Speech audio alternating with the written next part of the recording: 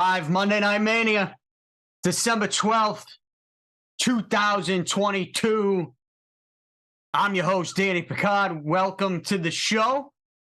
On my YouTube channel, make sure you smash that subscribe button right now. Turn notifications on. We are watching the Arizona Cardinals and the New England Patriots Monday Night Football, Week 14 in the NFL.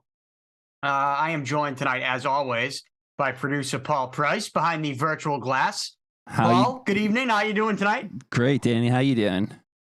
I'm doing okay. Would be better if the Patriots were winning and winning by more than 1.5.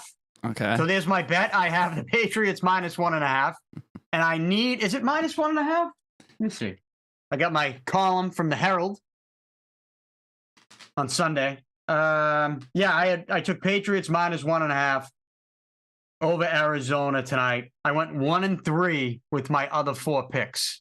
So you need it again. Not good. Not good. Oh, okay. We always need it. Yeah. No matter what, we always need it. But we don't always get what we need or what we want. And right now, so Mac Jones threw an interception. There was pressure. His arm got hit. The ball went up in the air. Arizona came down with it. They kicked a field goal. Arizona leads at 3-0. But the story of this game is really 3 plays into the game. Kyler Murray had a devastating right knee injury, non-contact, was just making a cut as he ran with the ball. They carted him off. He had the towel over his head. Just kind of a heartbreaking scene for a kid who has been just surrounded by drama that was created because of his contract and the whole video game thing. I don't even know how that gets out. And I don't know how that thing got out to the public. And I don't know if it was exaggerated or what, but it seems like the target has been on Kyler Murray's back ever since that story came out. The media target, like the media targeting him. I don't think fans as much. I think we know he's an electric player, but it's been a weird season. My point is it's been a weird season for Kyler Murray. It looks like his season is probably over. I would hate to speculate on what the result of that injury was, because I'm no doctor, but I can tell you it didn't look good. No. I can tell you it didn't look good. You never want to speculate, though, at this point. You don't ever want to speculate. Sometimes we have to because it's such a big turning point. So now it's Colt McCoy for Arizona. And like I told you, I have Patriots minus 1.5. So we will be watching this game, reacting throughout. The Patriots have the ball at their own 44-yard line, 2nd and 1. Mac Jones in shotgun. Is that what did he just throw that to? I don't know if Devontae Parker left the game. Devontae Parker took a big hit, and he didn't look good coming up. And I thought I saw him walking off the field with his helmet off. I think he walked. I saw him walk off. He did. They just popped up a little list of injured players in this game, but I don't think he was on it though. So maybe he's returning. I don't know what they're going to do with that situation. But the Patriots can win this game without Devontae Parker. I do not think Arizona can win this game without Kyler Murray. And so for me, selfishly too, Patriots can't just win by 1. Okay? They can't just win by 1. 1.5 is pretty much a pick 'em, but sometimes you get that crazy 21-20 score, right? Or maybe a 24-23. This won't be 31-30. I don't think we're going to get. This is going to be. We're not going to get up there. This is a road to the bottom. This game. This is not going to be all-star football. We are watching throughout. We'll react. In the chat, it says ugly game. Make it a double. LOL. That's it. Who's saying that? That's Habs for life. Habs for life. He is a season ticket holder to Monday Night Mania. I love it. I love it. There is a lot going on in the sports world, especially here in Boston. We are not just tied down to Boston sports, as you know. We talk everything, but there's a couple of things I'm going to get to. One, I teased it in my Instagram story. Follow me on Instagram at Danny Picard. I've been getting some interesting messages today. Some DMs, texts. I counted a little less than 20 messages I got today. all asking me the same thing in a somewhat different way. Some of the questions more similar than others. I'll get to that. We'll talk about that at halftime as to what that's about, because I didn't think I would have to. I didn't think I'd be getting hit up because of this. I like it. I like the tease. I like it. I have no idea what you're talking about. You don't? No, this is great. Yeah, I mean, I know, right? We just jumped right on. I didn't really explain to you, but I teased it in the Instagram story. I've been getting hit up with, it was like 17 different messages I counted. Text and Instagram, and a couple on Twitter as well. Though I didn't look at Facebook. There could be a couple on Facebook. There's always a couple of people that message me on Facebook, so they could be there too. I didn't think I would have to address this, but apparently there's some people who, and thank you for thinking about me for this, but we'll talk about it at halftime of this game, this Patriots Cardinals Monday Night Football game. But there's breaking news as we're coming on. Did you see the breaking news? This isn't and this is non-sports related. But Paul, no, what's the breaking news? We have talked about this story on multiple shows. So I kind of feel like, since it's breaking news and we're jumping on here live, I kind of feel like we need to address it. And I want to get your take. 5? I'll give you my take.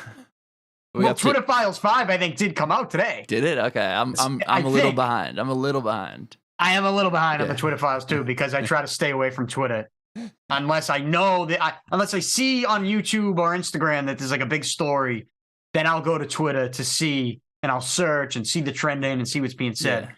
Other than that, I try to avoid Twitter at all costs these days. But no, the breaking news, you didn't see it? No, I haven't seen anything today. I haven't seen one. Nope. This just happened like within the last hour and a half. Okay. The FTX creep got arrested in the Bahamas. Oh, wow. Got arrested. Wow. I mean, he couldn't hide for it. He was not a genius. Only in certain avenues of his life. No. That's great, though. I can't wait for it. I want the documentary, so yeah, I want all this. I want it all to happen. It's all. You're not gonna get it. Yeah. I thought you were smart. I thought I shouldn't say I thought you were smarter than this. I thought you would see this the way I'm seeing this right now. What happened then? I thought you would see this the way I'm seeing this. Here's how I'm seeing this FT. What's his name? Sam Bankman-Fried? Yeah. Something like that. Is that his name? Yeah. I don't know. Bookman-Fried? He's got a weird name. Yeah. He's a weird dude. Right? Yeah. He's surrounded by weird people. But isn't it odd though? Like, I watched did you see the Tom Brady video where he's doing a selfie video with the kid Sam Fried? No. Bankman-Fried, the FT. We'll call him the FTX kid, okay? Because I'm probably butchering his name. So Tom Brady posted a video. We got a touchdown? Get in. They gave it to him. We're going to have to look at this. He might be down at the half-yard line. Damian Harris gets in. 14-yard touchdown run. Jeez. Let's see if this is going to count. It looks good. Oh, it's not even it's not even Damian Harris. So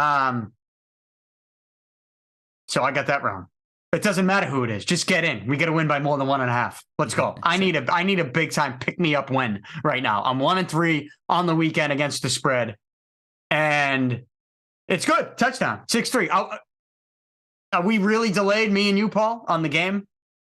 You already knew that. Yeah, I might be a little ahead. I think we have like a 5 to 10 second. They just kicked the field goal on mine. All right, so that's not my bad. It's not Damian Harris. That's Kevin Harris. And it's a 14-yard touchdown run, and we will take it. 7-3 Patriots. 11:25 left in the second quarter. Needed that. So this is the Patriots. I mean, especially now that Kyler Murray's out, you cannot lose this game. You couldn't lose this game anyways. Their backs are against the wall. This is why I bet the Patriots, because their back's against the wall. Bill Belichick's back is against the wall on this one. He's facing a lot of heat. He's taking a lot of heat. He's facing a lot of questions from the media and the fan base. Anybody who thinks that Bill Belichick, though, is on the hot seat, I think is living in a dream world. Bill Belichick is not on the hot seat. No. Are we serious with that right now? Bill Belichick can be here as long as he wants.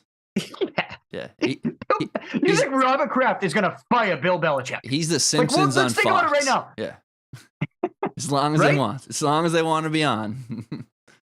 Paul, what would it take for the Patriots to fire Bill Belichick? Like, you mean to tell me it would take a 7-10 season? No, it would take a murder. He would have to murder someone for them to... They're not. That's not that far off. I'm That's not extreme, kidding. But you're not that far off. Did need to be an OJ type situation with Bill Belichick 100% for him to get fired, and nothing short of it. Nothing, no scandal short of it either. So any other scandal, Kraft might be like, you know what? He is the most winningest coach in NFL history.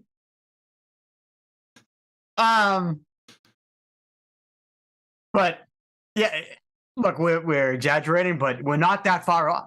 My point is, Bill Belichick is not, even if they lost every game the rest of the season, Robert Kraft is not going to fire Bill Belichick because of that. It's just not going to happen. It's foolish. It's foolishness. The Patriots aren't going to lose every game the rest of the way. They're going to win this game tonight, and they're going to cover for me. But I digress. We were talking about the FTX creep that got arrested. So let's now that we got the touchdown and we can focus back on the real news. Yeah, we're on a commercial break. Yeah.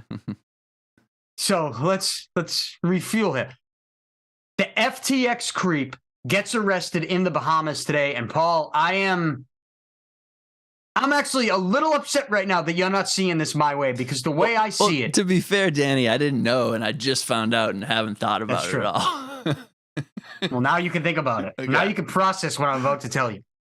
So what I'm about to tell you is along the lines of what we've already talked about with this story, which is that everybody is following this FTX kid as if he's the real story. Yeah. He's not the real story. He's not the real story. Like, when we go back to the beginning of FTX, and you're saying you're waiting for the documentary to come out. I don't know if it'll come out. And I don't know if anybody will really get the real story, even if it does come out. Yeah. But for all these people to put their money with this kid and his girlfriend, two people who look like, they look like the Muppets that didn't make the cut.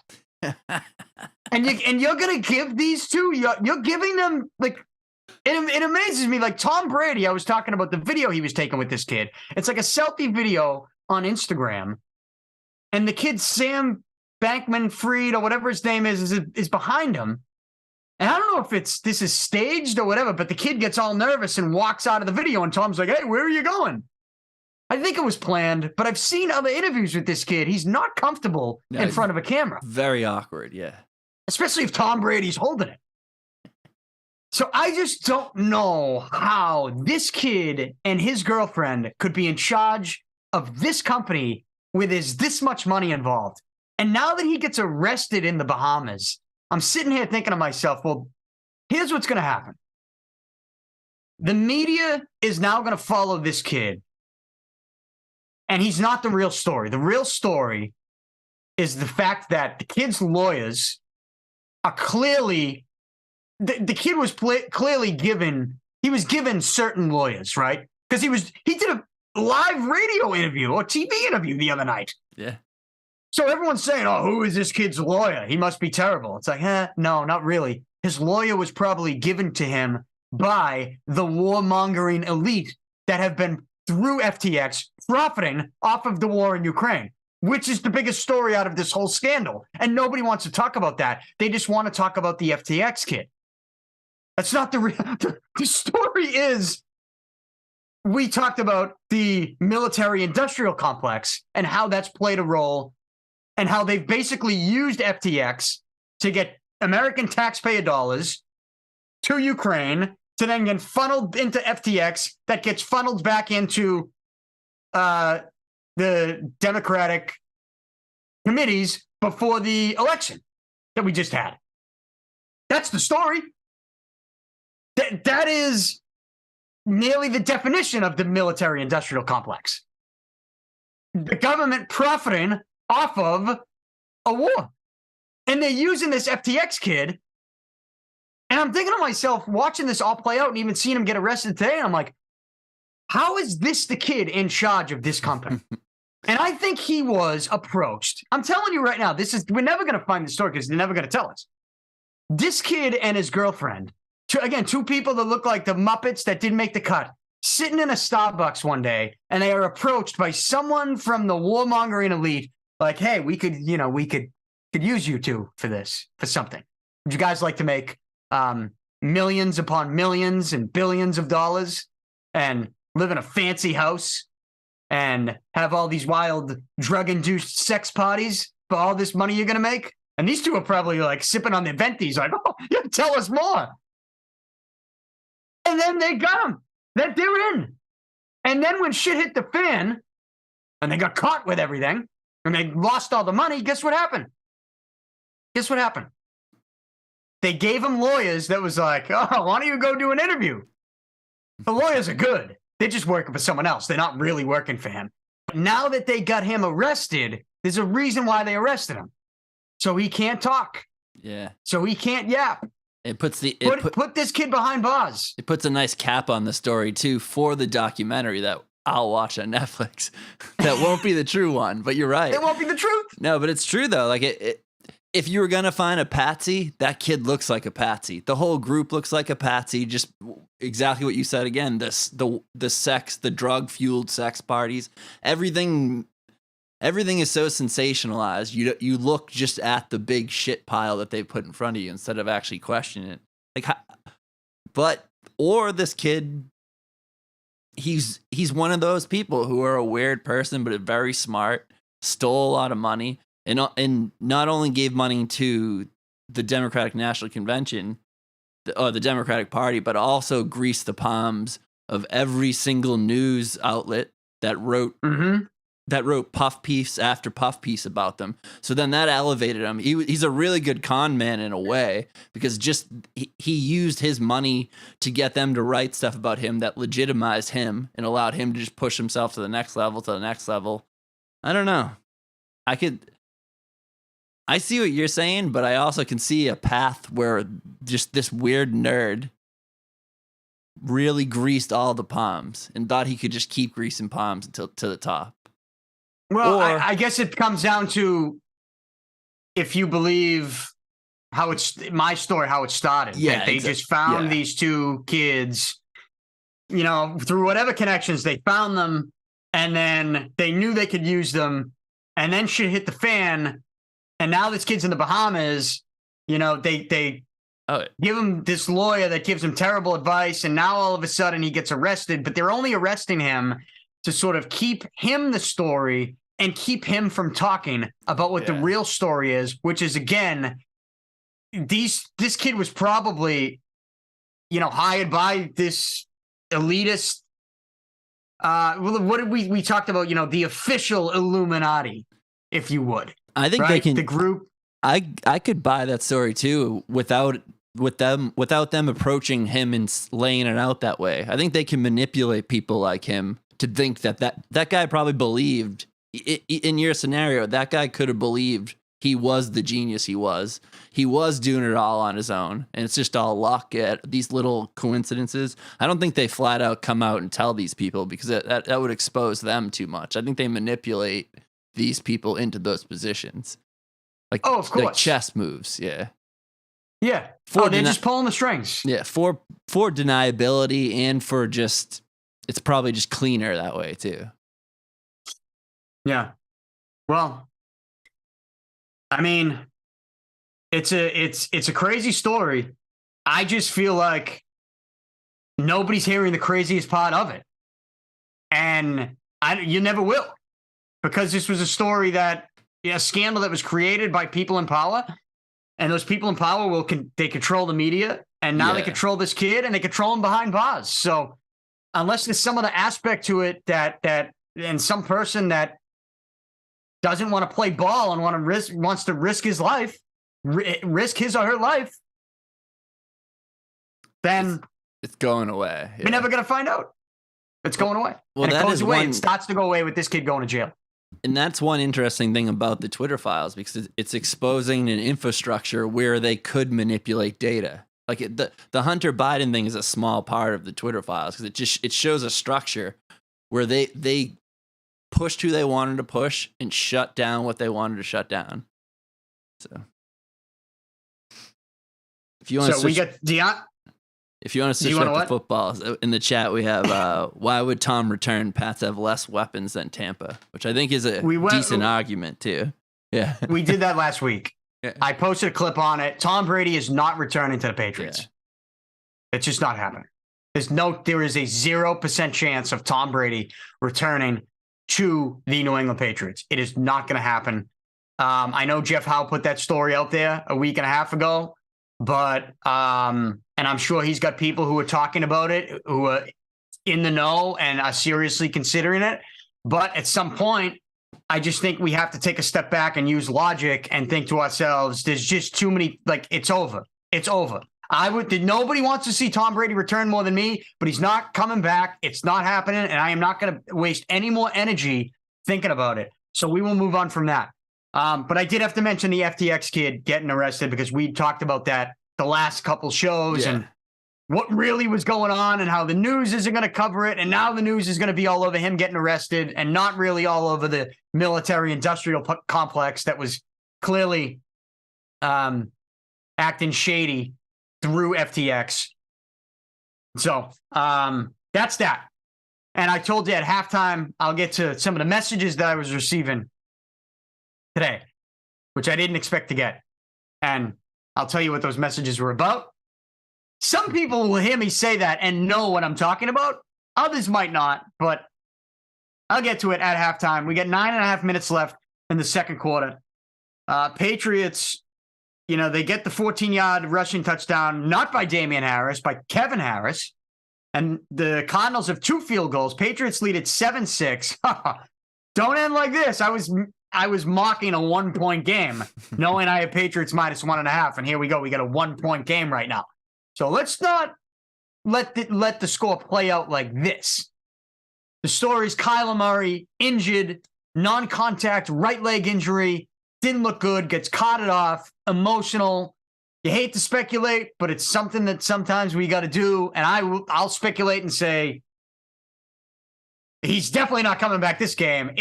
I would highly doubt that we see. It's late in the season. That looks serious. I think Arizona is going to be playing with Colt McCoy here the rest of the way. But the Cardinals aren't going to make the playoffs anyways, even if Kyler Murray was playing. They're that far down and out in the NFC. They're not going to win their division. Their division leader is San Fran. But San Fran got nine wins after their win over Tampa Bay yesterday. So you're going to have to get a wild card, and I think there's a handful of teams ahead of Arizona for the wild card. They would have to go on some type of run, the Cardinals. But now with Kyler Murray out, it is definitely not happening. So Patriots have the football, 9.5 minutes left in the second quarter. At the end of, I do want to, we can watch the game and we can react accordingly. And I told you I'll get to that other stuff, the messages I was receiving today at halftime.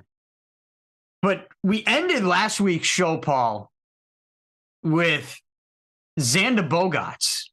Oh, yeah, I know. Yeah. He was a free agent. And then had not signed anywhere yet. That was Monday night.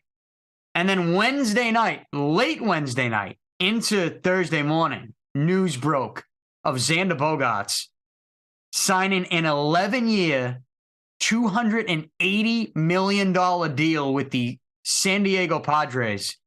The San Diego Padres. And we kind of saw that type of deal coming. We talked about that last week because we mentioned the Trey Turner contract.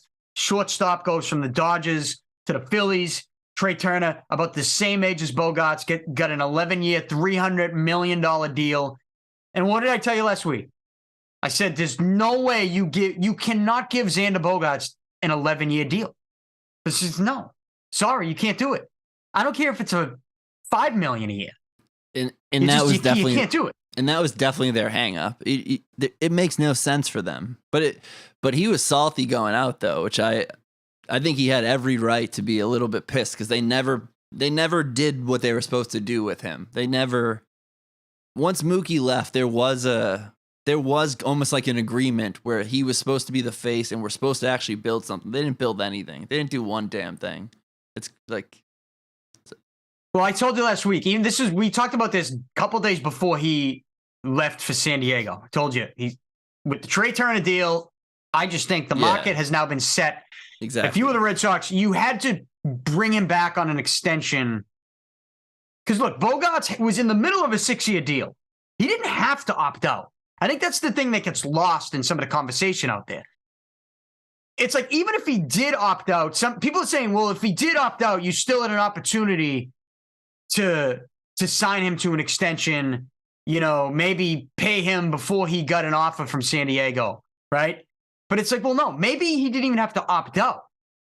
Yeah. Because you could have had him opt in and then maybe next offseason talk to him about a contract. But my thing with the Bogaerts story, which is fairly simple, and I just feel like it's such a common sense, like normal emotion to have when your team signs your eventual replacement under a larger contract for you while you're still there playing and thriving as the leader of the team.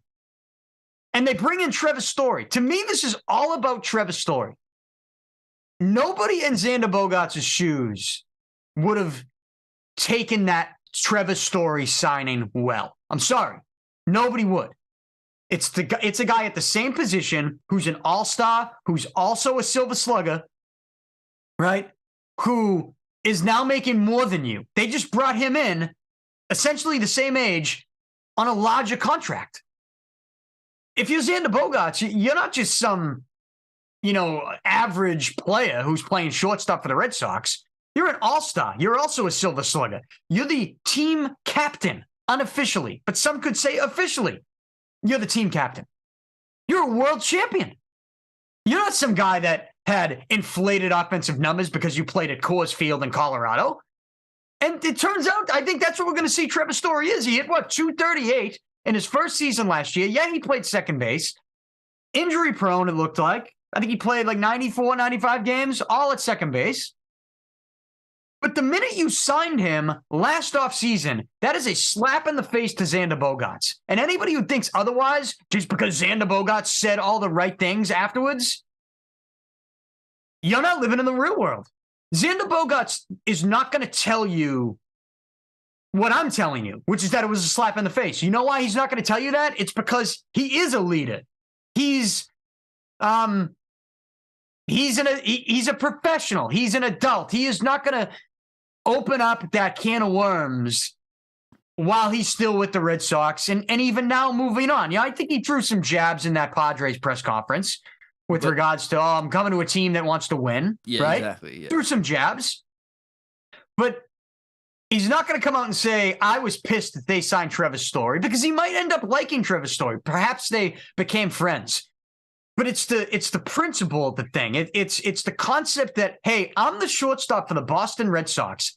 I've been a part of 2 championship teams, and I'm the captain of this team. I hit you 300 in my fucking sleep, for crying out loud. How many guys in the league can do that? You can't. Nobody in this league can pitch me inside at Fenway.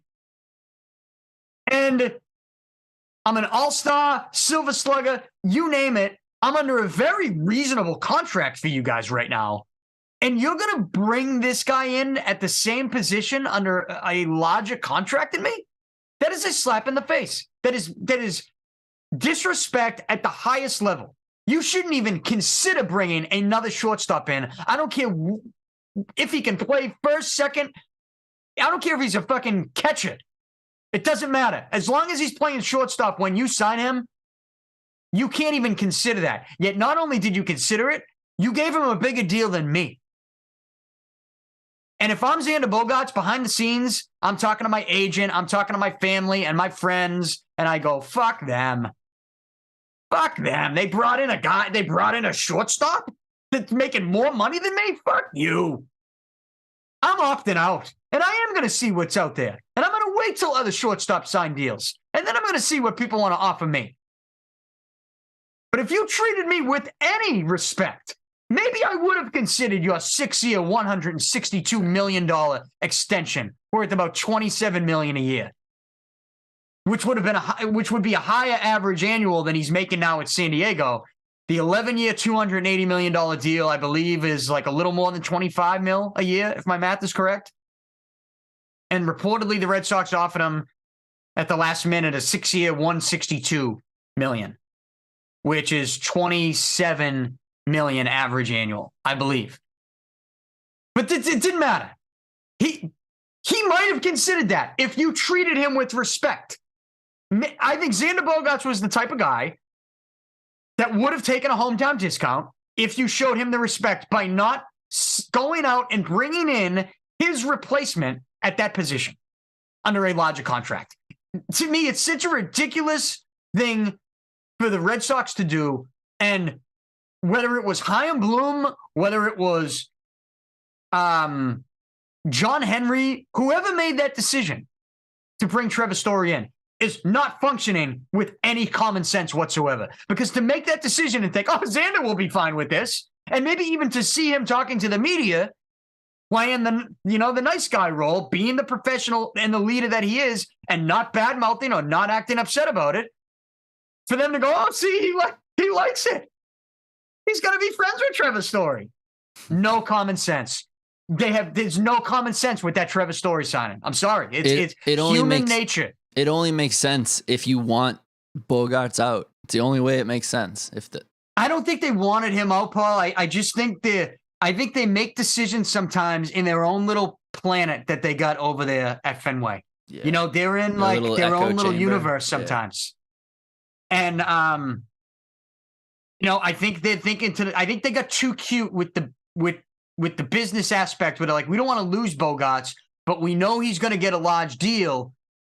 Well, we'll bring Story in just in case, and it will cover our ass in case we lose him. So it'll be a good move. We'll play him at second base. We'll see if they get along. Yeah. It's a great deal. And that's not common sense. Common sense is you shouldn't have even considered bringing him in the first place, because no way is Bogaerts going to sit back and go, oh, I like this move. Yeah. No, that's disrespectful. And he's never going to tell you that. Bogaerts is never going to tell you that. But I just cannot see him seeing that Story deal going, oh, this is great. It was probably most likely the complete opposite, where he's sitting back on his phone one night, seeing that they just brought in a shortstop. Oh, what a catch. Over the middle. And he knows he's done. Seeing that they just brought in a shortstop at a larger contract, and he's probably sitting there going, those motherfuckers. Yeah. I'm not giving him a hometown discount anymore. I would consider it, but I'm not doing it anymore. That's what it is. It comes down to the Trevor Story, son. In my opinion. I don't know anybody that, especially a professional athlete. There's so many egos. Exactly. That's the it's almost point. Human nature to be ego driven as a pro athlete. And they all have them. Even the ones that, the media loves certain guys, they're really nice and they play it up. And I'm not saying Bogaerts isn't a nice guy. He is, obviously. But you even saw a little bit of it with the shots he was taking with, oh, I came to a place we want to win. He's got these guys all to get to the level that they're at, the highest level. It's so difficult. You have to be ego driven. Like they all have an ego. Yeah. It's the only way you make it. It's the only way you make it. 100% of them. So I just, it pisses me. The Trevor Story thing pissed me off because I knew this was going to happen. I'm like, he's not going to this is disrespectful. You better sign him right after. You should offer Story the contract and then call Bogaerts and say, hey, he's playing second base. This is strictly a depth move. Okay, because we need some offense, but we are going to offer you right now $28 million a year, 6-7 years. Let's do it right now. They didn't do that right away. They waited till the last minute. And I'm not sitting there saying they didn't want Bogaerts back. I just think they thought they were playing it the right way, and they just weren't functioning with common sense. That Bogaerts was going to have this fuck you attitude towards signing Trevor Story under a larger contract at the same position, even though he played second base. He was an all-star shortstop, man. Let's not try to, let's simplify this. Yeah.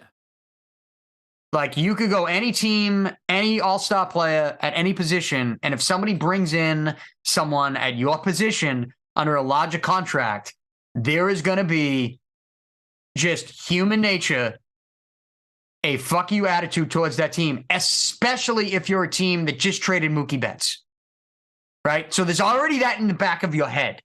It's already in the back of your head. Arizona scores. Touchdown, Connor. And now it is 12-7 Arizona. I'm going to go 1-4 this week against the spread.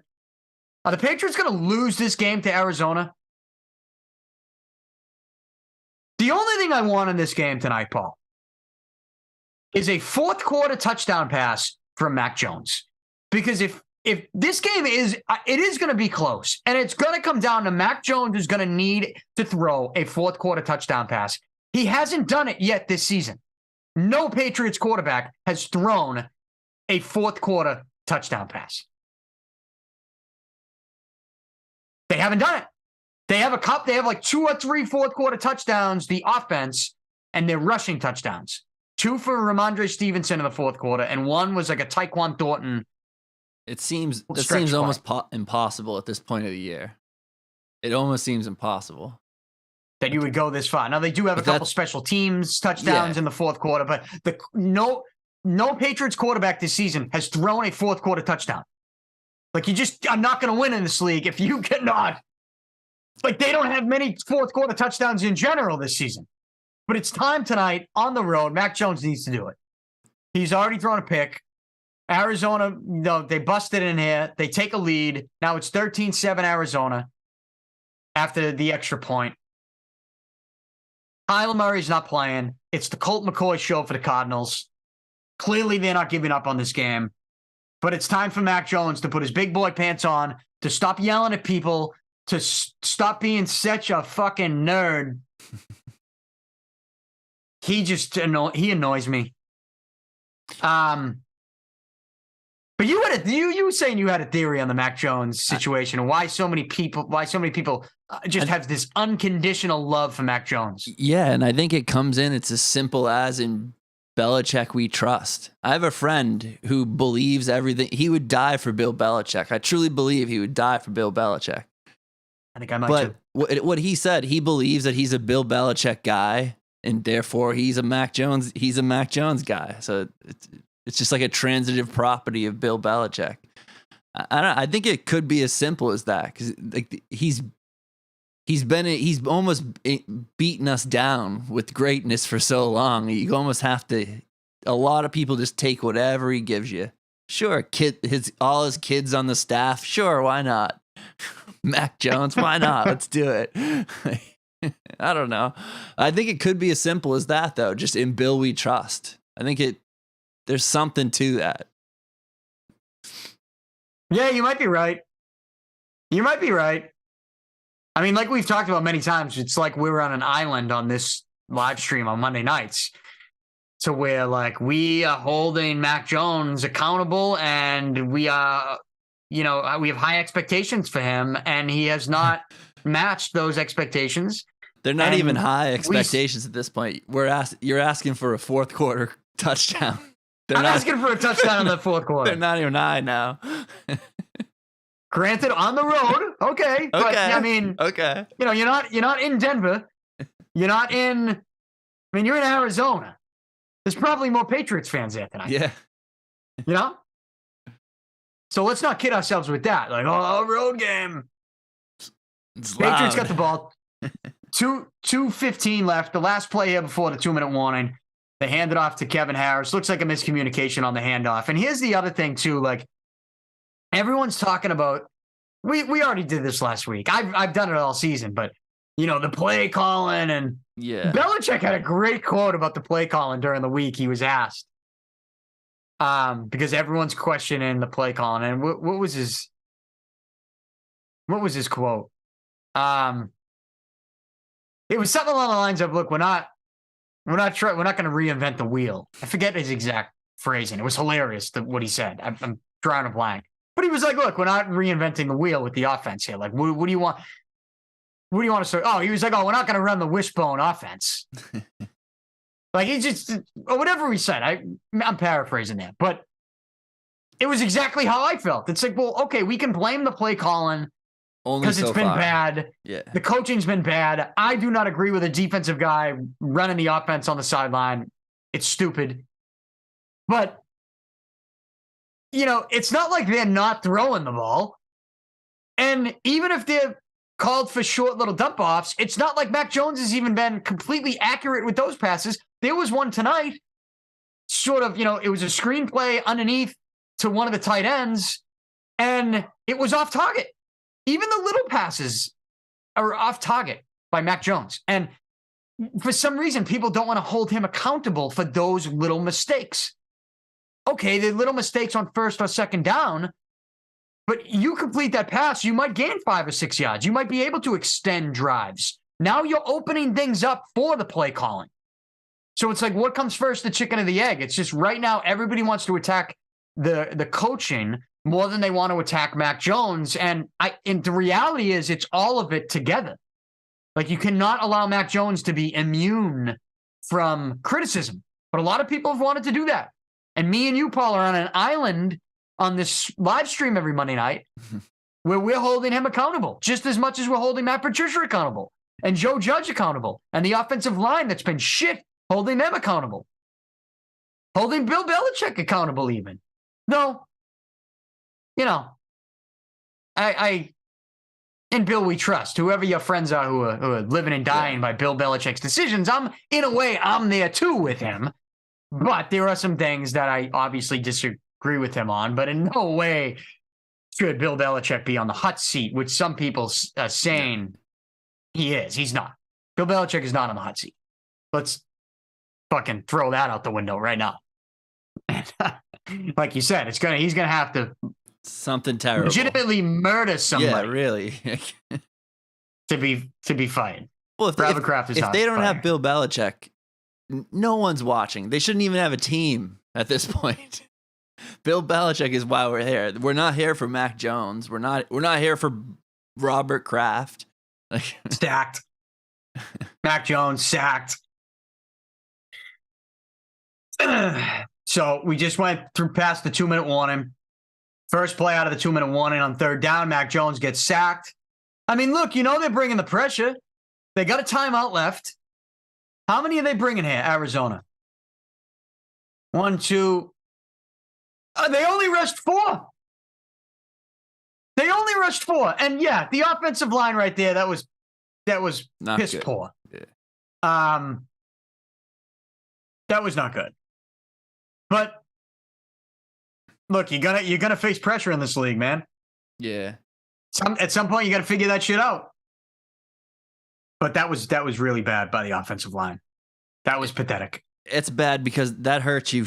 That hurts you for the rest of the game because he's gun shy now. That was like I was out there. That was nothing. Man, here we go. That's great field position for Arizona. They're gonna at least kick a field goal here at the end of the half.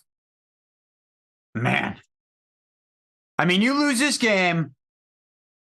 They're looking at the playoff picture right now. Patriots on the outside looking in. Chargers squeezed into the playoff picture last night with their win over Miami.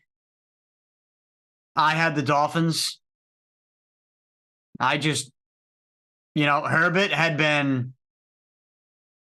was sacked like 14 times in the last 3 games going into last night. Or was it 16 times? Herbert was getting wrecked back there. And there was no way I was going to put my money on him in that game, even though it was in LA. But Chargers look good. I guess that's what we expected them to look like at the beginning of the season. They had some injuries with Keenan Allen, Mike Williams, and even Herbert got hit in the ribs early on, which I'm sure he was affected by and might even still be affected by. So Chargers squeeze in. Jets get tossed out. Patriots are on the outside looking in. And now you got the Cardinals led by Colt McCoy. 1:20 left, 2nd and 5. Cardinals got 1 timeout. Patriots got all 3 timeouts. Cardinals are going to not get the first down on a 2nd and 5 run. And they're not going to call a timeout, which is probably a smart decision. Go no huddle. Get into place. Get the snap off with like 50 seconds left, which they do. 55 seconds left. They hand it off to Connor. What a tackle. Judon. Give it to him. Give it to him. No, he didn't give it to him. Big tackle. Maybe that's just a sack celebration. The Judon celebration. This is a huge tackle right here. I'm assuming Patriots just called the timeout. That's a big boy tackle by Matthew Judon. Woo! He didn't give it to him? Come on. That's just as good as a sack. Let's go, Matthew. I need a celebration out of you. Patriots did not call the timeout. Arizona called the timeout. Yeah, it makes sense. Let Arizona call it. That's my fault. Arizona had 1 left. All right, so 4th and 1. They're not sending the kicker out. They're going to go for this. QB. If you don't do a QB sneak here, you're a fool. Colt McCoy, what they should be doing is they should just rush right up to the line and QB sneak it. Don't even play this game. Single back formation. He's got 2 wide, in motion. Colt McCoy's pointing. He's going to hand it off. Nope, play action, roll to his right. Oh, what a tip! I thought for sure that was a first down. A couple big boy plays by the Patriots defense. And you should have kicked the field goal, you fucking idiot. But you didn't, and that is huge for people like me who have Patriots -1.5. Still in it. Oh, we're definitely still in it. My concern would be the score, based on the way it looks right now, is you're getting that weird. I feel like this is a weird 1-point game finish. So that hook is going to kill me. It has that feel. The score was already 7-6. It's 13-7. Patriots score a touchdown. We need the Patriots to kick a field goal, is what we need. Right?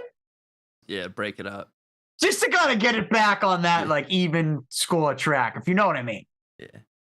I'm not explaining this very well, but anybody who has Patriots -1.5 is sitting there nodding going, he's right. He's right. We need this score needs to change. A little space. The score that we got doesn't look right. It has a feel like this is going to be a 1-point finish, which will screw me over. Is that a first down? They're not going to give it to him? You got to give it to him. It's a first down. Come on, move the chains. Let's go, buddy. Get up there. Come on. 23 seconds. Clock is stopped. Nick Folk is getting ready. What do you got? 3 timeouts? I take a no, they're going to be playing deep. No, I don't know. They might be. Take a shot left side of the field? No? Mac Jones in shotgun. He's going to throw down there. Out of bounds. Too high. See, that's a ball. That's a completion. You got it. You have to complete that pass. That is it. That pass right there tells the story of Mac Jones' season on his throws and why I've been so upset that people are not holding him accountable for shit throws like that. All right, he didn't sail it over his head, exactly. But it was a little too high where he couldn't keep enough. His feet in. That's on Mac Jones. That can't happen. You got to complete that pass. There's a window there. You complete that pass. It's a first down. The clock stops. Well, there you go. You made up for it. But it almost got picked off because it was one of your signature floaters over the middle. Yeah, it was a good catch, too. So, yeah, stick his hands out and hope that doesn't get tipped. It's just, I just think it's never going to look comfortable. We're never going to be happy without, it doesn't matter who you bring in here at quarterback. I don't think I'll ever be happy again. It's going to take time. It's going to take time. It's going to take a couple of duds, lowered expectations. Hey, this is how like sad too the media coverage is for Mac Jones. He does this thing where he throws, where he like his mouth goes, yeah. And there was a picture of him last year. They zoomed in. They're like, look, Mac Jones is smiling. What the fuck is happening? What just happened? Is it a fumble? There's a flag out there. 4 seconds left. Mac Jones is calling timeout.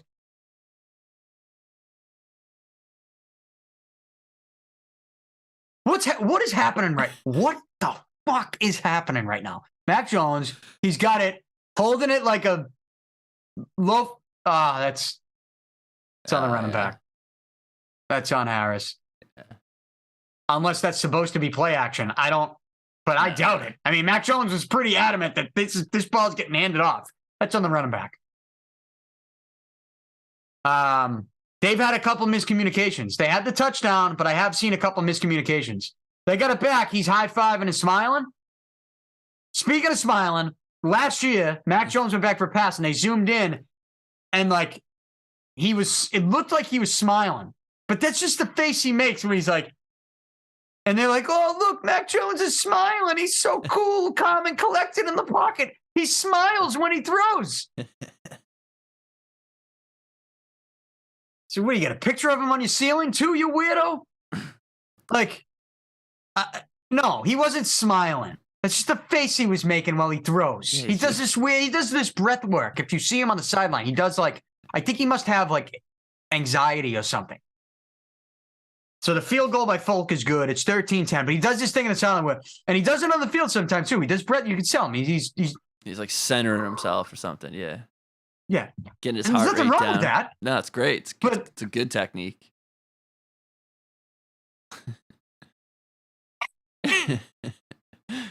He's probably smiling. Oh, man. You know when they say a baby smiling and the baby just says gas? It's probably like that. That's all Mac Jones.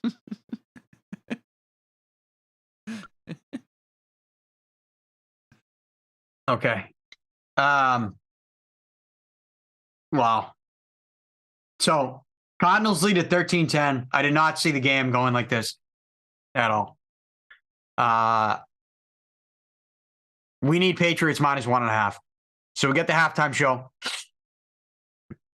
We'll be here throughout the game.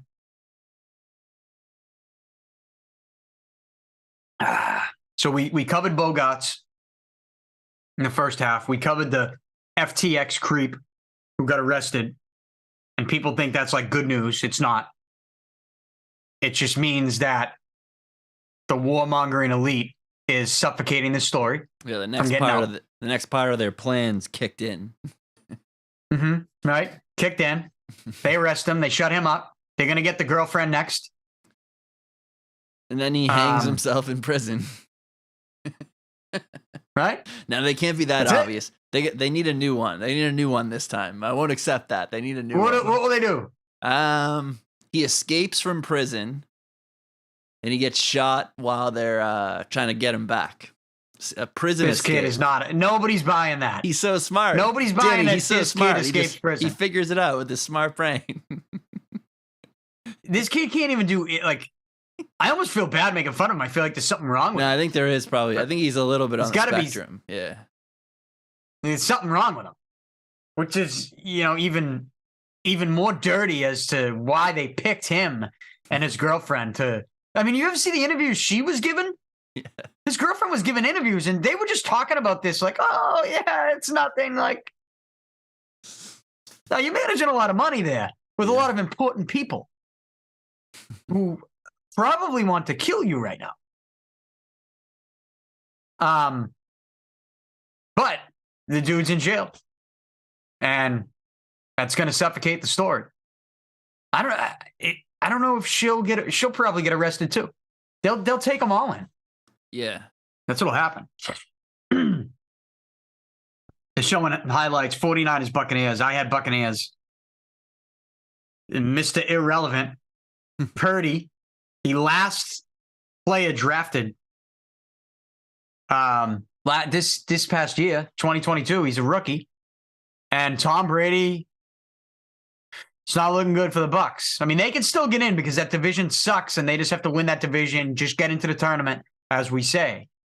But man, that didn't look good yesterday. Certainly didn't feel good as somebody that had Buccaneers. I think what were they? Were they a dog? I had them. My column in the Boston Herald. Almost had a full page yesterday. Look at that. Hell yeah. Almost had a full page. We got this. We got the in brief on the right here. We can cut that out. Almost a full page. I had Giants +7 over Philly. Giants got whooped. Didn't stand a chance there. It was in New York. I just thought they would keep it close in a divisional game at home as a home dog. They didn't. I had Denver +9.5. That was my only win. And they just barely covered. Yeah. And they did it with the backup quarterback stepping in too. You know, that was a wacky one, but they just barely covered for me. They didn't win, but they covered +9.5. I had Tampa Bay +3.5. They got whooped by San Fran. And I had Miami -3.5 over LA last night. Chargers did their thing. Chargers look great. Now Chargers are in the playoff picture. And tonight I have Patriots -1.5. Not looking great. Patriots trailed 13-10 at the half. The story, though, is Kyler Murray injured third play of the game.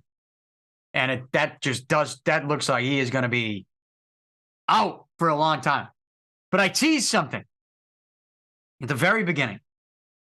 I teased that I would be discussing messages that I received today from some people. And those messages were related to something that's going on at WEEI. Oh, okay. Now, Paul, didn't we did a podcast, the last podcast that I did, this is not the Danny Picard show, this is a Monday Night Mania live stream, and we just do this to get some clips to then post on the YouTube channel, but we might as well do it live, just trying out something new. And I've always said when we're doing this to stay off of the sideline because there are some things, I guess, from a broadcasting perspective that are being discussed or that are happening at some point. And I think some people took that as if that was like a WEEI thing. And news last night and today came out that Lou Merloni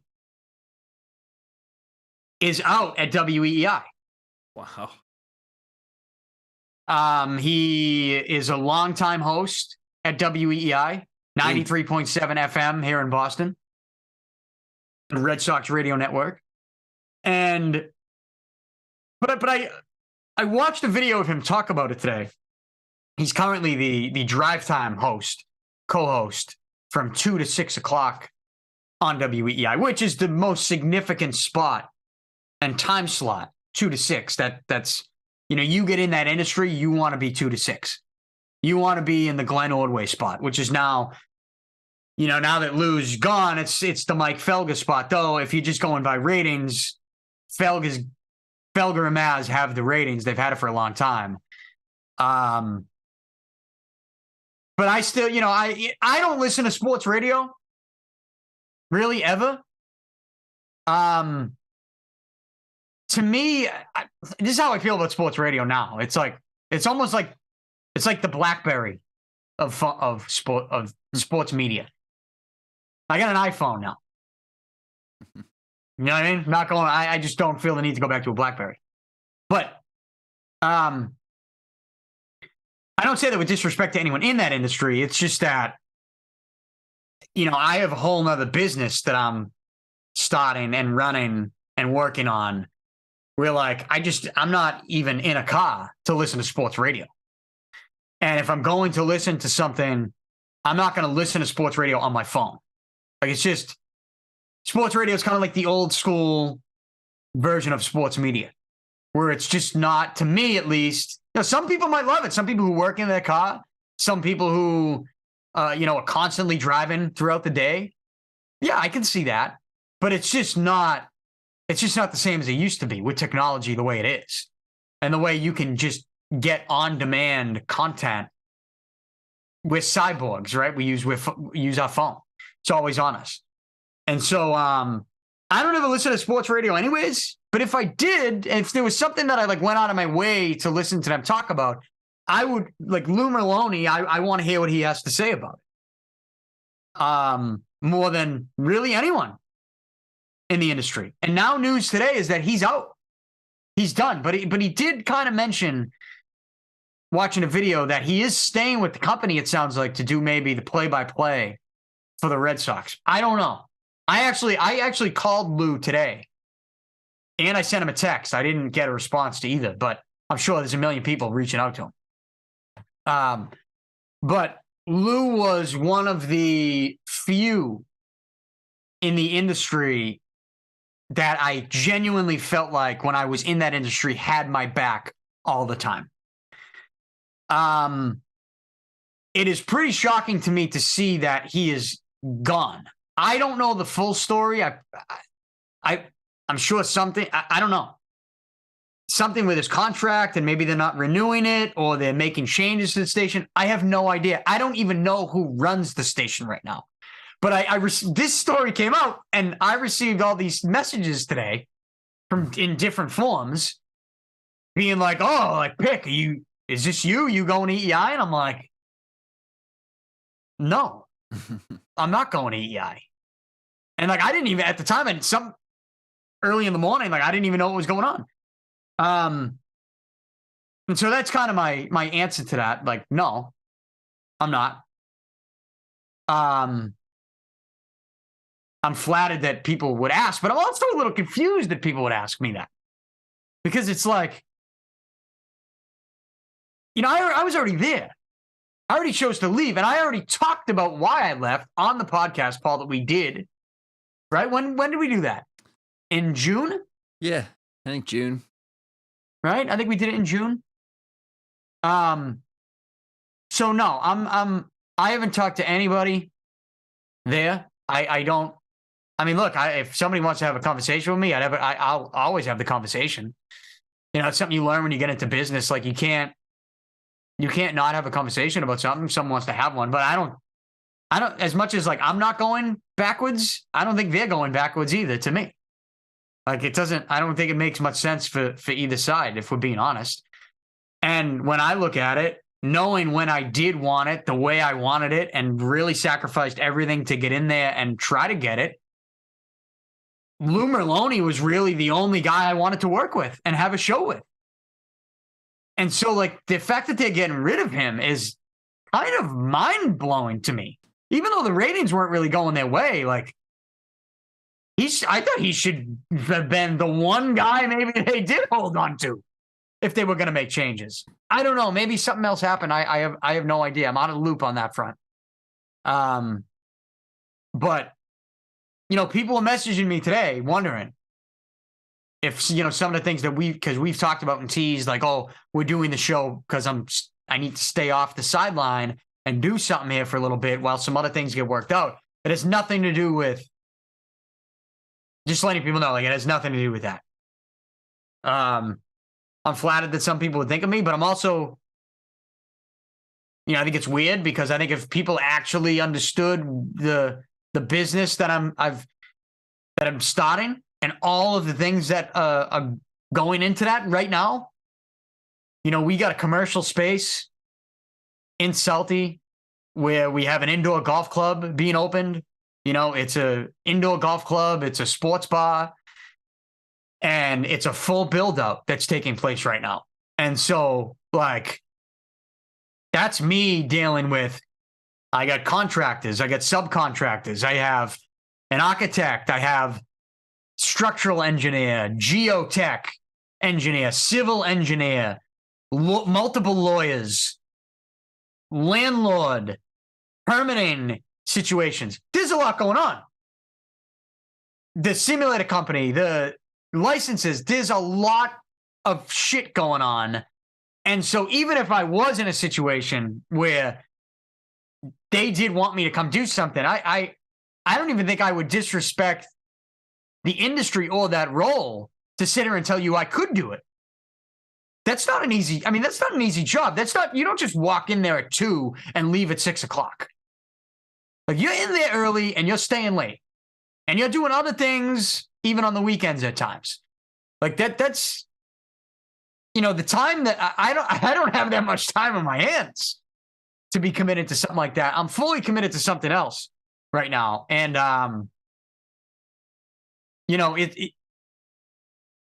people were asking, and I wanted to just send them the link, Paul, of the show that we did over the summer, because I answered a lot of questions with my, WEEI departure in that show. So I thought, right? Yeah. I thought I did. I would say you definitely did. Yeah. And it's funny, one of those things, because we're talking about Lou Merloni, one of those things a story that I told that nobody knew was when I first got brought to WEEI, and maybe we'll just tell it again because it seems like some people just didn't listen. I think we got a decent amount of views on that YouTube and on that podcast, listens on that podcast. But you can watch that YouTube video version of the podcast on this channel. So I think it was in June. It was like episode 1099. It's the last episode that we've done of the Danny Picard show. But when WEEI was first bringing me in from NBC Sports Radio, Boston, they brought me in to work me in to a normal daily show with Lou Merloni. That's why they were bringing me in. At first, I was going to start off doing something else at nights, and then they were having me and Mike Giardi do a Saturday morning show. They were getting rid of Mustard and Johnson. This was like 2012, 2013. But the goal of the whole thing was bringing me in because eventually me and Lou Merloni were going to have our own show. I believe it was Mutt and Merloni at the time we were talking about this. And I was meeting with Jason Wolf in like hotel lobbies discussing this. Like nobody knew we were having these conversations. I had been talking to Lou Merloni. And I was jacked up. I'm like, this is the one guy I wanted to do a show with in this industry. That's it. This is the one dude, Lou Merloni. And I felt that way throughout. And I still feel like that to this day. So it's sad for me to see him go because it also is another reminder to me of like the what if. What if they were competent enough to put me with Lou in an everyday normal time slot, full time? What that could have been. I know what that could have been. And deep down inside, I think those motherfuckers know what it could have been too. But I wasn't in the clique, and there were factors at play that were keeping me out of that clique because I was going for it. I was going for the throne. And I wasn't getting the title shot. But when I first went there and they brought me in, they were bringing me in to do a show with Lou. And what happened was Jason Wolf ended up losing his job right after we agreed to that. And then the new guy came in and didn't want to follow through with those plans, and he hired a dude from Pittsburgh, the guy Tim Benz. Wow, whoa. Hiring a guy from Pittsburgh to come in over a kid from Southie on WEEI was mind-blowing to me, but that's what they did. But I never forgot that. And it sucks that they never followed through with that plan for me and Lou. And so it sucks to see him go. But for people messaging me today like that, I haven't talked to anyone there. I know some people were assuming that I was like talking to people there, but I'm like, I don't even know who runs the station right now. I really don't. So that's that. It's not for me. I don't know what they're doing. I hope everyone there is all right. I hate to see people lose their jobs or get moved around. That I'm not. Even when I talked about it this summer, when we talked about my, one of those, some of the reasons I left WEEI. I'm not taking shots. I wasn't taking shots at them on the way out because it's tough to be in a spot where you're at a station needing to hope for people to lose their job for you to get a spot. It's just bad karma. I couldn't do it. I had a tough time doing it. And it just sucks to see, it sucks to see Lou go, it's like, it sucks to see a station like that change so much.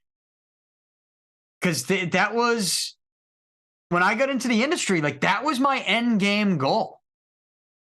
I went for a journalism degree at UMass because I had a vision, man. My vision was to use my writing and use all of my creativity by starting a podcast before podcasts were even a fucking thing back in 2006, 2007. Going to smaller radio stations, buying time, using all that with my writing and reporting to one day be at WEEI. And to see it just sort of all fall apart. And to see someone like Lou have to leave, damn, that sucks. Sucks. You know, I just hope that the people that are there the rest of the people can keep their jobs and it doesn't turn into some like country music station or anything. You know, that there's too many good people there that rely on that, you know, just to survive, just as their way of life, as their full-time job. So you hope that they can somehow find a way. But I don't know. Maybe there's other stuff going on with them. I don't really know. I don't really pay much attention. But there were people messaging to me today, so I just wanted to comment on it because I'm sure I'll be getting more messages if I didn't, based on some of the things we've said about. So whenever I've mentioned like my future in a broadcasting role with this show or any other show, it's not related to radio. It's not related to Boston sports radio. And I thought it was important for me to point that out because I don't want to make it sound like I'm like, you know, trying to be stealing people's jobs at certain places. And again, I say this like first things first, like they're not reaching out to me. They don't want me too. So it's vice versa. It's not like I'm not just sitting here saying like, oh, I'm too good for someone. I'm not saying that at all. And if you took it that way, if you listened to this rant, and you took it that way, then that's on you. I'm just bringing up the topic because people were messaging me about it. But sucks to see. That's for sure. Yeah. It's sad, too, just because you would think Boston can have two major sports radio stations, and it just WEEI it feels like they made a million decisions just to try to keep up with 98.5 over the last 4 or 5 years. And it doesn't feel like they have a plan to me. It feels like they just keep making decisions and hoping. But stinks. Yeah, though. I don't know. I don't know anything. That's just purely from the outside. It looks like that to me. But well, it's what we're all doing from the outside. I mean, I'm trying to think of people at the station that I even talk to outside of Lou. And he's not even answering me back. So I guess I don't talk to anyone at the station, to be honest. But yeah, you're right, though. They've made so many decisions, like so many changes. And you're right, like it seems like to just keep up with the other station. Yeah, they just purely reactionary instead of just saying, why do people listen to us and how can we make that better? They just change everything and change. I don't know, spaghetti against the wall, but who knows though? It might. I still think this is a sports town, and radio does. A lot of people still have radio attached to their jobs, so I think it's still hanging on. But you could be right; it just could just be. Do you listen to the radio? I don't, but I'm not in a car during the day either, though. So like, neither am I. Yeah. I think that's really the difference. You got to be in a car. Yeah. But, I'm not even going to say that because even when I wasn't driving around all the time, I would find a way to listen to sports radio. Even when I was involved. The live broadcast is a good thing. I know 98.5 does it. I'm not sure if WEEI does anything. What do you mean the live? Oh, the TV. Yeah, like the TV aspect. The simulcast. Yeah, and to me, it doesn't have to be on TV, but on YouTube like this or something. There's other ways to monetize it because I think like a lot of people have switched over who sit on their ass at their job all day and will just watch YouTube all day. I think there's a lot of people. As opposed to just listening to something. But I mean, brands like that have a large following. It's like, you should be doing video. You should. Like I remember when I was doing my show on the weekends in there on EEI, I was setting up my phone against the computer and I was going live on Facebook. Yeah. I was always hoping that we would find a way to do something with the website. Yeah, exactly. And do video, but they didn't want to do the website. The website didn't want anything to do with me even when I was there, which is mind blowing too. But yeah, it's sad to see, but I guess it's sign of the times, right? Yeah.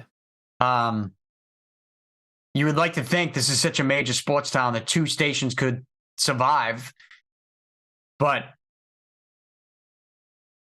you know, I think I'd like to see the total numbers now compared to like 8 years ago.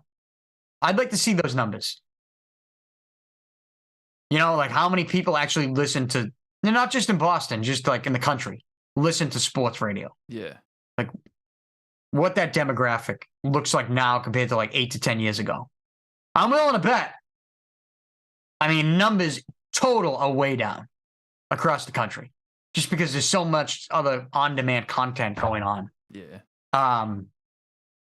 But yeah, I mean, sports radio just isn't my thing anymore. You know, from a listening perspective and even from an interest level and a professional like broadcasting perspective. You know, we do this show because, like I said, I'm trying to stay off the sideline with some other shit that might happen, might not. But I have a whole nother business, and it is what it is. But there was another point I wanted to make. I completely blanked on it. I don't know what. Maybe it'll come to me and we'll react to it. But right now we're at a commercial with this Patriots game. It looked like while we were talking about that, there was a big run up the left sideline that it looked like should have been a touchdown.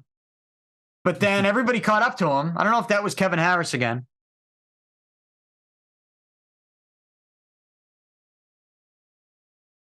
But how we got anything in the chat, Paul? I was just looking at that. I think we got Habs. We might have scared off Habs a little bit. He wrote the warmongering elite ? What ? That's all right. What do you mean? I don't know. I just think he didn't really know what we were talking about with all the political talk. Oh, the FTX? Yeah. Well, I mean, no, but why would he? They don't talk about it on the media. You know, you gotta sound like a conspiracy theorist to think that the FTX scandal is way more than just what cryptocurrency. Right? Hell yeah. It has to be. With those kind of numbers, there's always more than meets the eye. It's just you can't generate that kind of dollars without people trying to steal and try to manipulate a lot of things for that money. So yeah. Well, I mentioned just to clarify now that someone in the chat was wondering. When I mentioned the warmongering elite, I'm mentioning the whole situation with FTX. How we were essentially American taxpayers paying for money that's going to Ukraine. Ukraine's giving that money to FTX. FTX is then flipping that money back to politicians here in the U.S. It's a tale as old as time, Paul. Okay? So, I mean, that's what I was saying, that the FTX story isn't really about. They're making it about this kid, this helpless kid who looks like, I told you, he looks like a Muppet that didn't make the cut. Obviously seems like he's got something wrong with him, too. They're making it about him. He gets arrested tonight. And now the story is going to continue to be about him. But they just arrested him because they're now silent. Now this is part of the plan. Now he's silenced. Everyone's like, oh, good, they arrested him. It's like, no, not good. I don't want to see that. I wanted him to escape and then, chirp a little bit and tell the real story. That's why I mentioned the warmongering elite. Maybe I should have clarified that for the chat. I think it's fine. If it's not fine, it's not the end of the world. I don't care. So we got Colt McCoy. So Patriots tie with a field goal, 13-13.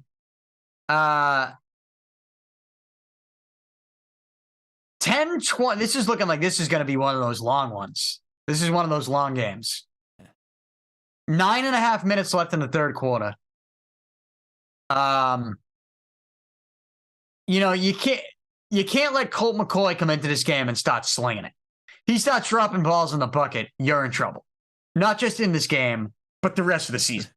Because if there's one thing that I do feel comfortable with the Patriots right now, it's that their defense is going to find a way to give their offense a chance to score their first fourth quarter touchdown pass. Right? No Patriots quarterback has thrown a fourth quarter touchdown pass this season. And that's a problem. But the one thing I feel confident in is that this Patriots defense will give them the opportunity to do it at some point. And yet, as I'm saying that, they drop an interception, could have been picked twice, and also then still could have been caught by Arizona. And so both sides got a lucky break on that one. Fake handoff. That was just a terrible decision by McCoy. Throws that ball. There was a guy standing in a box. He had 4 guys boxed around him, and McCoy still thought he could zing it in there.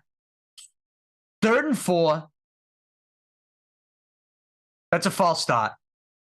Cardinals are yelling at each other. They're yelling at the center. You got to snap the ball. False start. Let's go. So I like the fact that this is tied. Now that it's tied, instead of that weird 13-7 score where if the Patriots scored a touchdown, they'd only be up 1. The tie 13-13, this is what I was talking about earlier. Yeah, now that we're tied, it's like fix the numbers for us for the -1.5.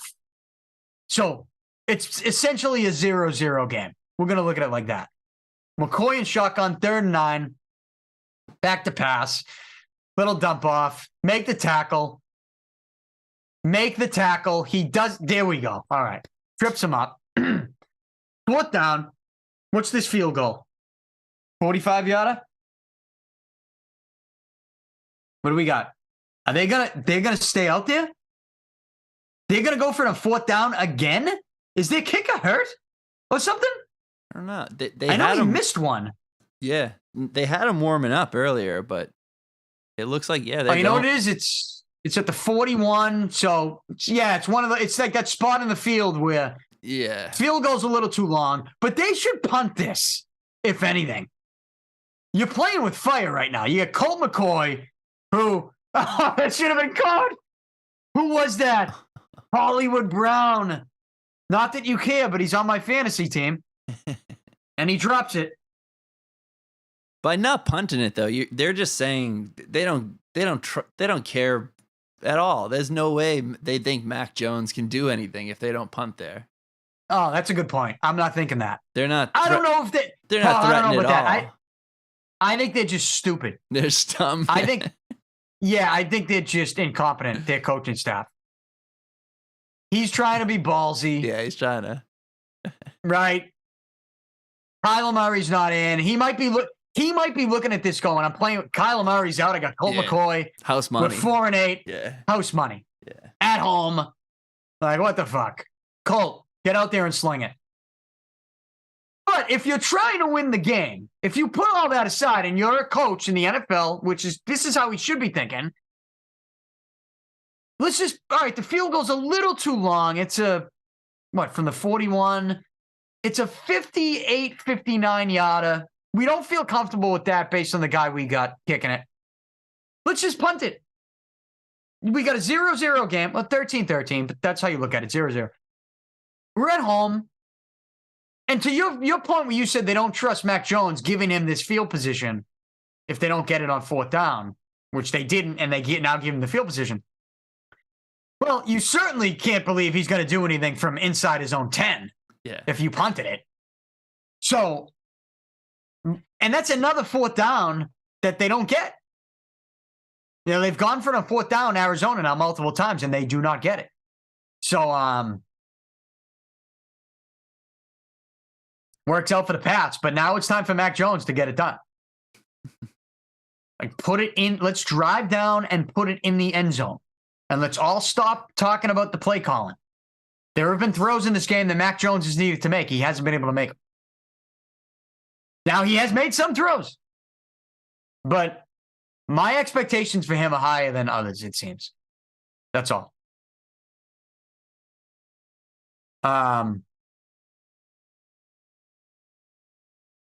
we're at commercial now. We got a tie ball game, 13-13. I get the Patriots minus 1.5, 1-3 against the spread with my picks in week 14. You can read my picks in the Herald every Sunday, the Boston Herald. And we are back with the game. Patriots have the ball at their own 41. You just need a dominant 60-yard touchdown drive right now. That's the only thing that's going to make me feel better.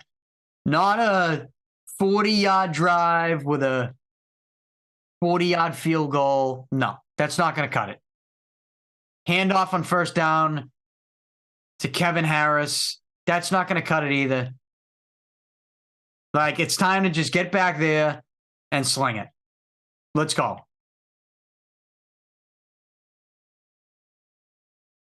Who was that? That was Kevin Harris, right? Yeah. Yeah. He has the touchdown. He has the Patriots' only touchdown. A 14-yard run in the first half. Not Damian Harris, Kevin Harris. So here we go. 2nd and 10 from their own 41. Mac Jones. Little dump off. And people complain about that play being they'll be like, oh, it's the bad play call. It's like, well, no one is a little open. Maybe try to zip it in there. Yeah. Down the field. Mac Jones reading the play. Belichick, I'd love to know what's going through his head as he watches Mac Jones. I would just love to know.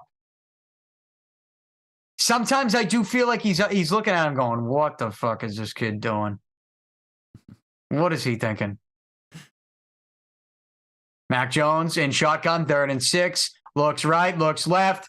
That is a pass. That is up. That's got to be caught. It's got to be caught. In your hands, dude. Yeah, that was a good throw. Megalaw. That was a good throw. In your hands, you bro. have to catch that. Let me see. In his hands. You got to catch it. What's the excuse there? That's ridiculous. You had a guy tackling you? I don't care if that guy's giving you a low blow, WWE style. That ball hits your hands. You're an NFL player. Those gloves have glue on them, for crying out loud. You got to catch that ball. It's amazing that with the gloves they have, an NFL receiver as good as Aguilar cannot make that catch. That is amazing to me. All right, so great punt. Yeah, they pinned him down. You force McCoy to go 95 yards. He's not going to do that. If he does, just go home. So not the best game here. Not the best.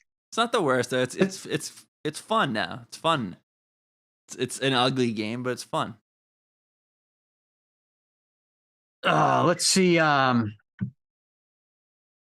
Anything in the what do we get in the chat? Oh, Habs for life. Brown must catch that. It's the last one. Is Habs for life back? It's good to see. Good to see him back. He's our only season ticket holder, I think,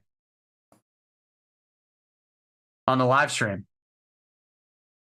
There was something else I feel like we got so sidetracked with stuff left and right here. What have we done? We've done the FTX kid getting arrested. We did Xander. We've done Bogaerts. We've done Lou Merloni out at WEEI, which sucks to see. And selfishly, it leaves me thinking, like, I'll always have that what if they put me and Lou together, which is what we were supposed to be when I first went there. Why they never followed through with that it always was something I will never understand. But and so, like, selfishly, it's like, shit.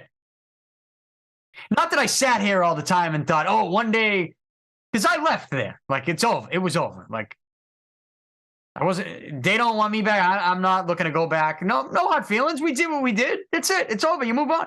I'm on to new things.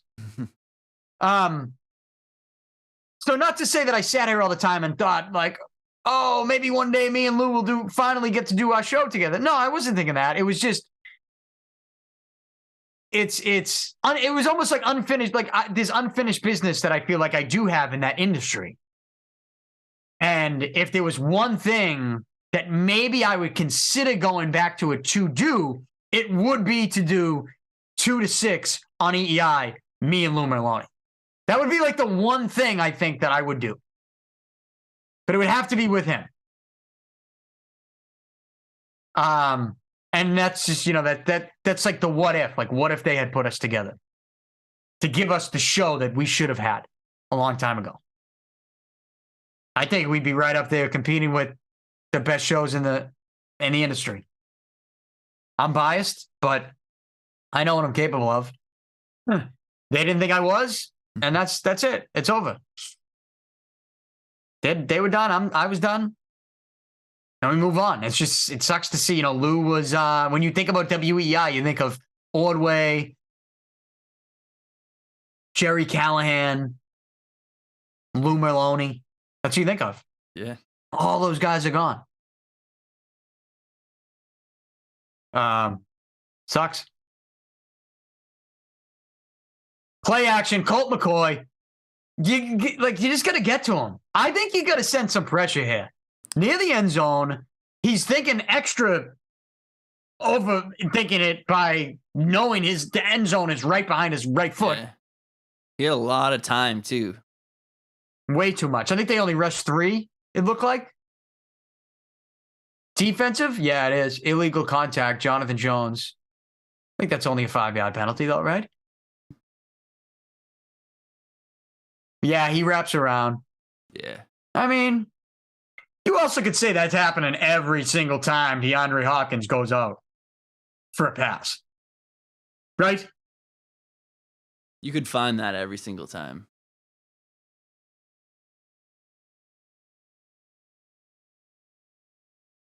All right, 1st and 10. Colt McCoy in shotgun. Oh, you were going to get to him. I think they did get to him. Oh, he fumbled. Got it. Take it to the house.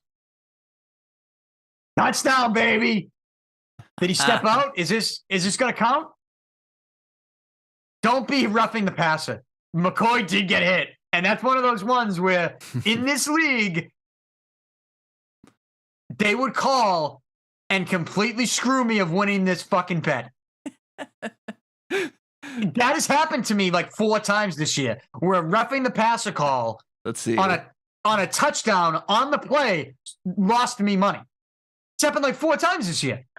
And every single one of those 4 times, it was not roughing the passer.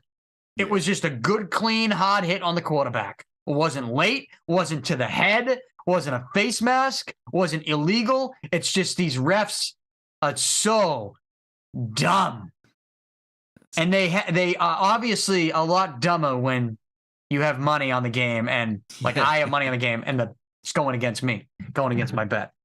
They're always that dumb. You're just paying attention. They're always that dumb. So Hopkins with the catch, fumbles. That's what you get for holding it like a loaf of bread.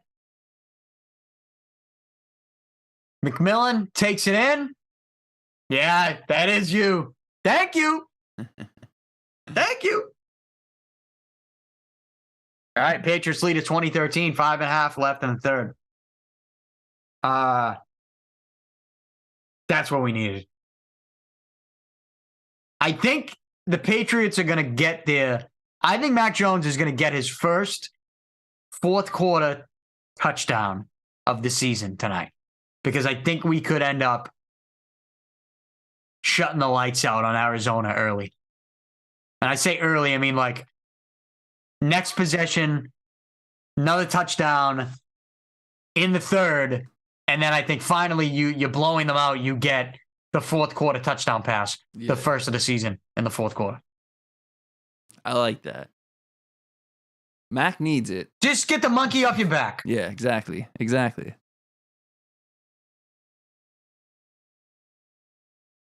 Hopkins, who missed, the first 6 games of the season, right? Is that PEDs? Is that what that was? I don't know. I'm not sure.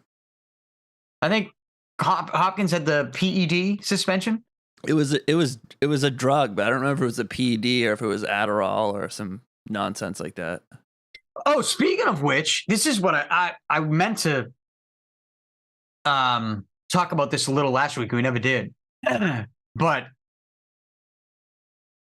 the Liver King. Yeah.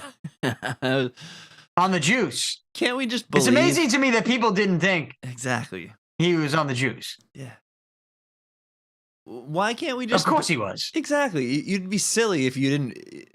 I have a timeshare to sell you, like, but it's just can't we just have nice things where he's just like we have just this big goofball that we all know he's on the juice, but can't for just 10 seconds we just not embrace reality and just enjoy this freak show instead of like they had like real reports coming out breaking down exactly what he took, like expose on the Liver King. Like this is a silly guy. He's dressed up in a goofy thing. He has 200 extra pounds of muscle on his body. Can't we just enjoy it for that? What, like you said, you're silly if you think he wasn't juiced to the gills. That was my shock with the story when it came out, is that so many people were like talking about it as if it was such major news.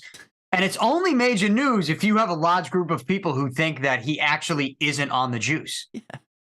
If people were blind, I understand. The guy, if you think an ancestral diet of eating organ meats does that to you, then I don't know. I don't know what to tell you. The world truly is in trouble. I loved him. There's so many. Wasn't he entertaining though? Didn't you? Yeah, I've watched him on the Bert Kreischer podcast. Very entertaining goofball. Loved him. Hey, do you know who I keep wanting to say this to you on the show because, we talk about comedians. Big hit. And he held on to it for the first down at the 50-yard line. Now is he shit talking him? Don't shit talk in that situation. He just got punked. You hit him as hard as you could and he held on to the ball. Don't shit talk him. If he dropped the ball, you could shit talk. He held on to it. All right. Anyways, my favorite comedian that's out there right now does impersonations on YouTube. Kyle Dunnigan. Oh, I love Kyle Dunnigan. Yeah. Dude, he is the Nancy Pelosi. He is the funniest. Great. It's you name it. He does it great. I love the Sylvester Stallone stuff. It's just so good. Even his Joe Biden's. Yeah. It's Kyle Dunnigan and Kurt Metzger. Kurt Metzger writes for it. It's both of them. It's amazing. I don't know who's that. Is that the guy that's on him with Sylvester Stallone? Yeah. Yeah, it is. There's two guys that I recognize, but I don't know their names. It's like the bald. They're both bald. But one guy has a red goatee and the other guy is on with him with the Sylvester Stallone stuff. I think that's Metzger, yeah. Yeah, that might be. All of it is great. Like the trans Trump is classic. What else? Yeah, the Pelosi. She's talking about selling the stocks. Yeah, but it's just his impersonations are so spot on. It's with great the deep fake, with the goofy deep fake. With the goofy deep fake. Yeah, if it was perfect, it wouldn't be as good. It's good because it's exactly the level it has to be at. It makes it. It's almost like a South Park thing in a weird way. It's like I love it.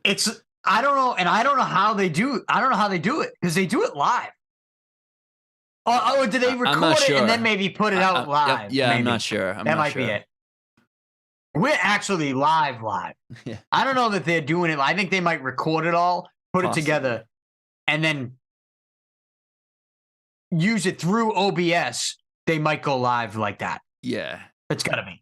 Yeah. How else do you get the faces on the impersonations that he gets? And just how are you that funny every single time too? You have to cut. There's no way you're not doing that. It's so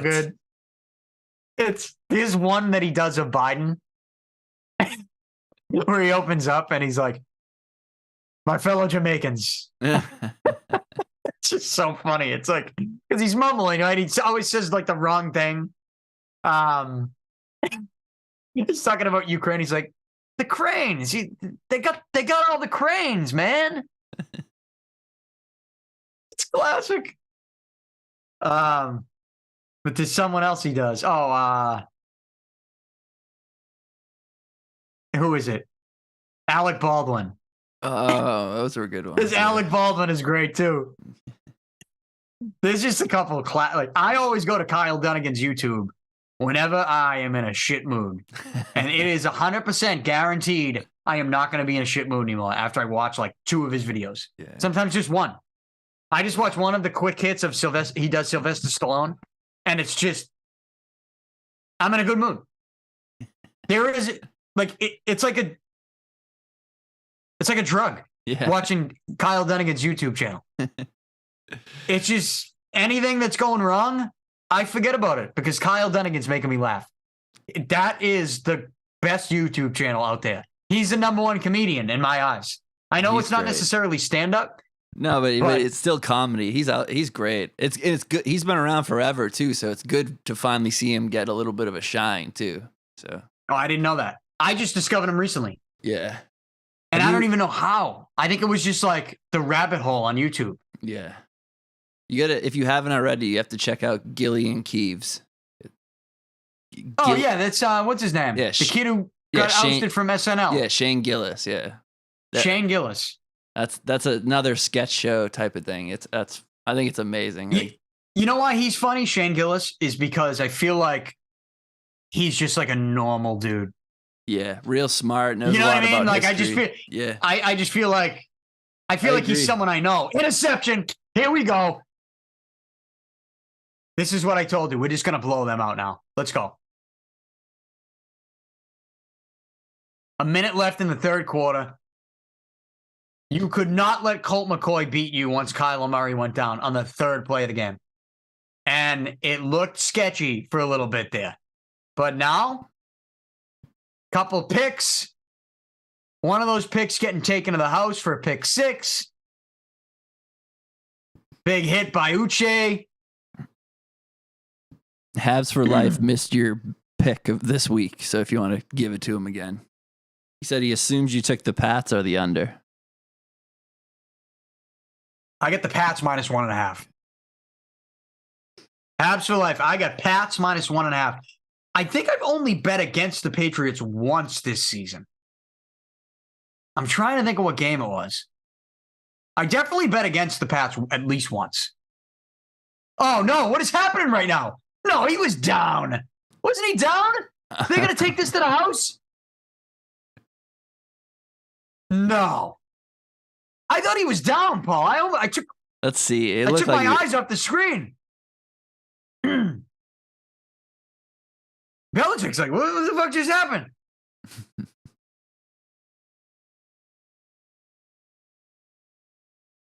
I don't know. Let's get a replay here, boys. Come on. In the booth. Let's go. Get it going. Mac Jones. Good pass. Oh, he didn't catch it. Incomplete. Incomplete. He didn't catch it.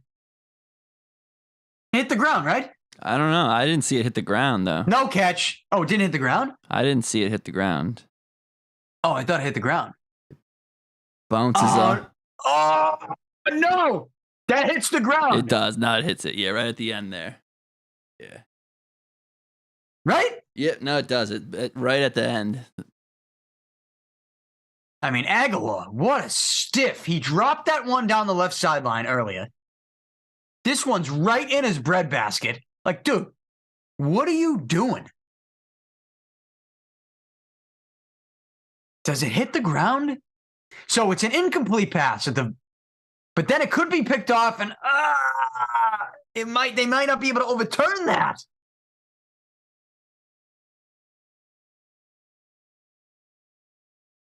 Did they? Yeah, they did. They did. I can't hear the game, so I'm like, yeah. Incomplete. Is that what they said? Yeah, 2nd and 10. All right. Everything's good. Everything's good. Calm down.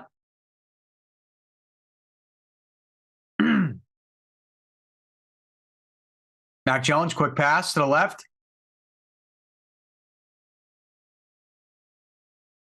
Third down and long. This is the type of play, you kind of have the opportunity here to end this game on this drive, right? Like if you can end this game on this drive right now. It's like, how do you want to do this? 3rd and 5. I thought it was longer than that. Mac Jones scrambling. Got it. Did he catch it? He caught it. He got it. It's a nice throw. I like that throw. On the run, zips it into a small window on the sideline. That's a good throw. That's a big boy throw. And look at the ball. I haven't said that. I haven't said that about Mac Jones. On it. The ball didn't look like a bird.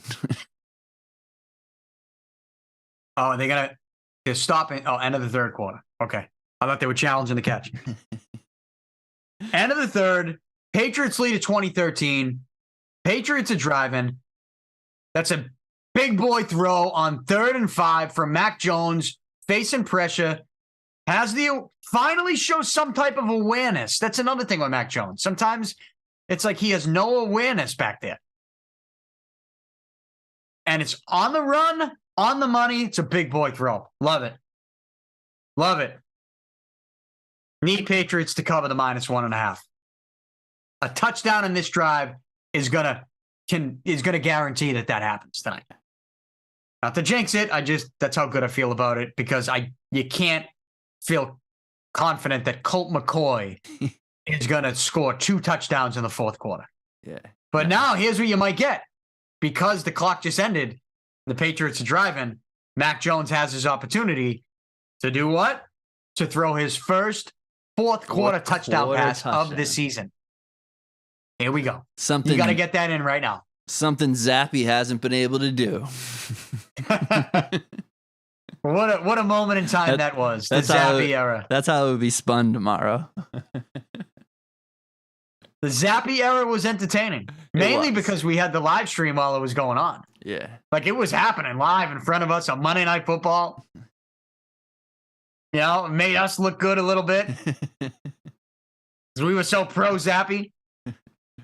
Ultimately, though, even in this time period where I tell you that I'm not sold on Mac Jones, I'm not going to sit here and like I'm not putting all my stock into Bailey Zappi when I say that. Yeah. I'm just saying, like I said last week, I'd give Lamar Jackson, even though he's hurt right now with the knee, I'd give Lamar Jackson the bag. And speaking of which, that's what I didn't finish with my Red Sox. I know we're all over the place tonight, but with my Red Sox rant on the Bogaerts situation earlier. But we kind of did it at the end of last week's show, even though we finally got the confirmation that Bogaerts is not coming back this week. My sentiment is the same. Last week I told you I don't think Bogaerts would be back. So what you got to do is you got to give Rafael Devers a $400 million contract. That's what you got to do. I mean, you either have to do that, and I actually wrote a column, which you can get on my website right now, DannyPicard.com. Check that out. I wrote a column on the Bogaerts situation and what the Red Sox need to do. And really, they have 2 options. They can either give Devers a $400 million contract right now, or they could sell the team. Like, what else are you doing? Yeah. If you let the Devers thing play out like you let the Bogaerts thing play out, he's not coming back. Because you don't... For all we know, Mac Jones, wide open, Hunter Henry, down inside the 5. There we go. There we go. It's happening. I think they're gonna run it in though. He's not gonna get his first. He's not gonna get his first 4th quarter touchdown pass of the season. They're gonna run it in. They're running it on the first down. But Matt Patricia, 100% is like run. Oh, we're down inside the 5 hole. Let's run. That was a great throw. And shotgun. I still think they're handing it off right here to the left. Oh, he's waving. He's cutting. He's killing it. Is he running to the left, handing it off? Yeah. Get in. He got in. Next drive. Maybe the next drive they'll throw it in. Yeah. Oh, we got a flag. Offsides, defense, touchdown, penalties decline. Patriots score 26-13. Mac Jones is fired up. Don't do some stupid dance, kid. Don't be dancing like you did against Baltimore in week 3. Still pisses me off thinking of that dance. Especially when you think now how this season has gone since he did that stupid dance, the gritty.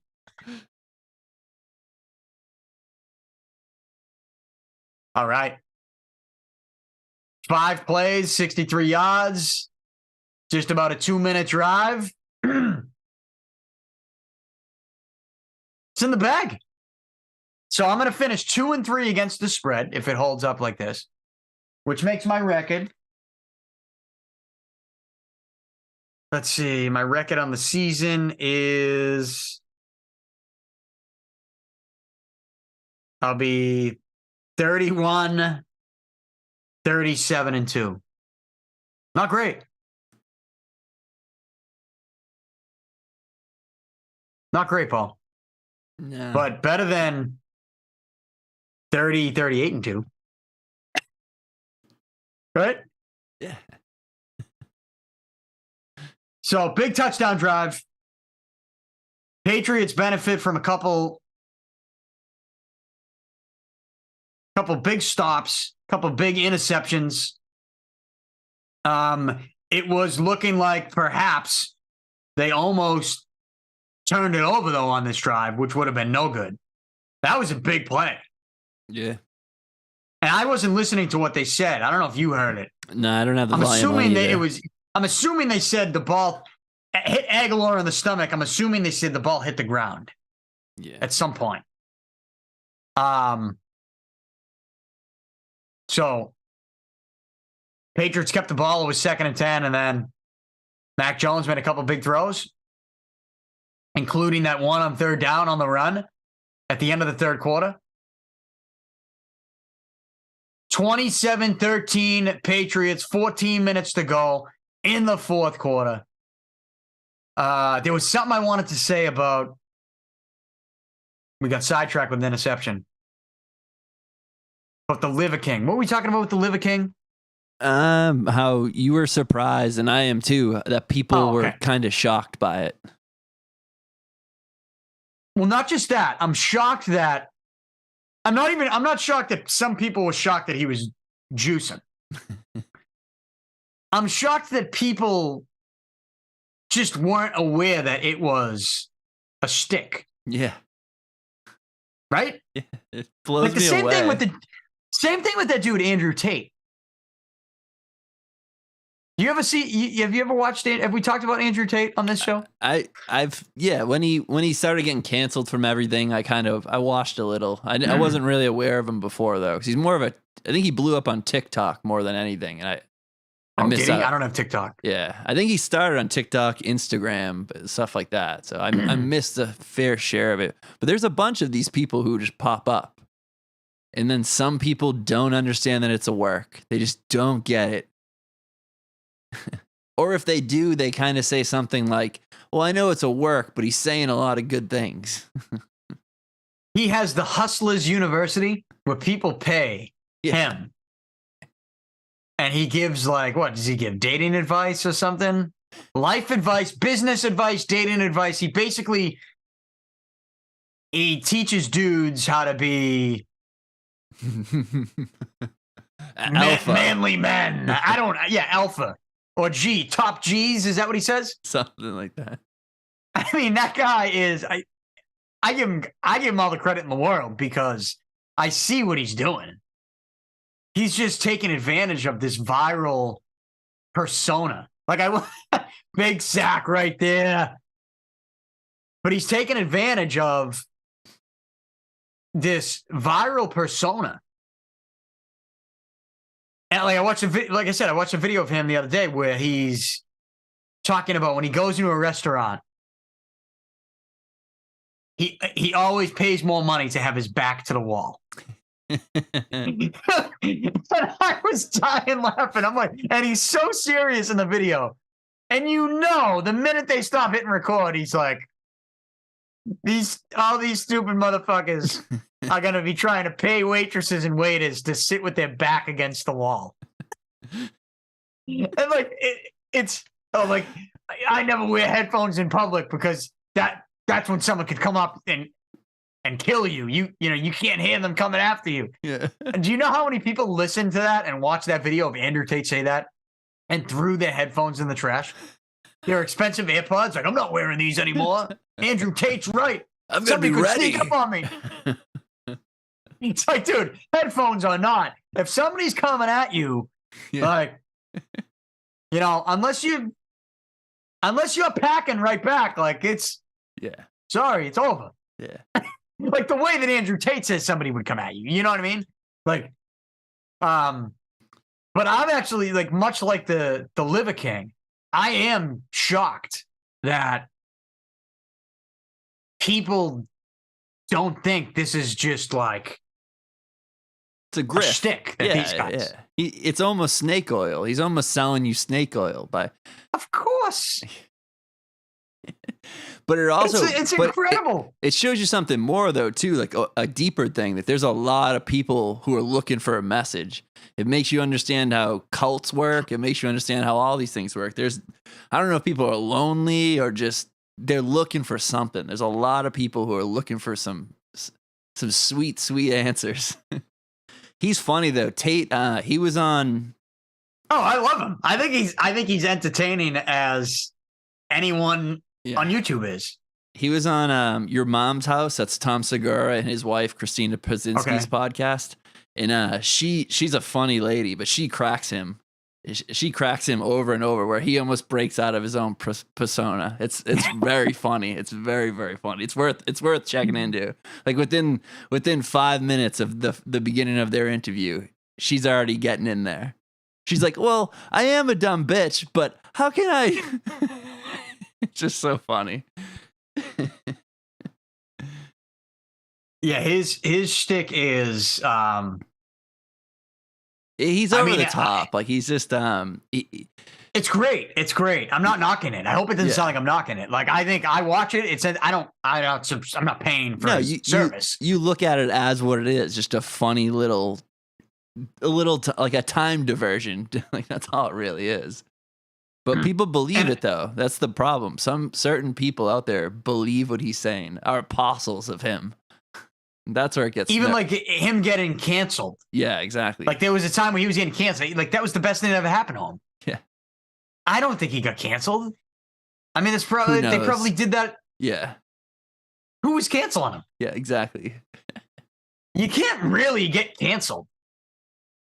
I mean, you can't. You really can't get canceled unless you get.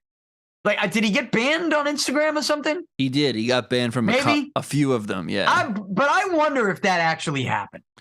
Because if I was someone like him, and if I had that large of an audience, and I'm like, hey, we have everybody's attention right now, because they did, and I don't know how.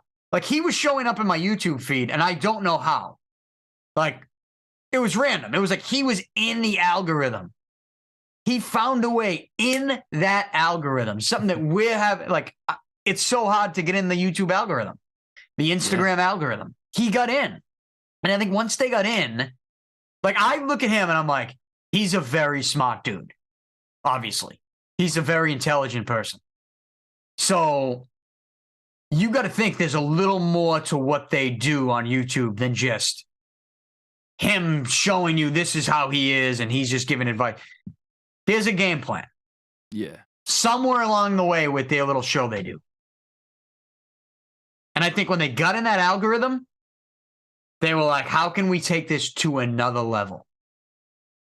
And I think it was genius. I think they probably staged the whole cancellation. They could have. Him getting banned on social media. It's like, there's an easy way to fake that. Yeah. And then you get everybody talking about you. Yeah. It's really easy and to you do. come out of it, when you get back, you come out of it even more popular than you were than before you got canceled. Because you were fighting the man. And you won. Yeah, you're back. Right? And you won. That's how alpha you are. Yeah. That's another reason why you need to subscribe to, is it Hustlers University? Is that what? Something like that. So I got that right? I don't know. It's something like that. If it's a university, it's so ridiculous. I love it. Probably a scam. It's just so ridiculous. I love it. Like when I'm watching him talk about, he's like sitting on his beautiful porch in Dubai,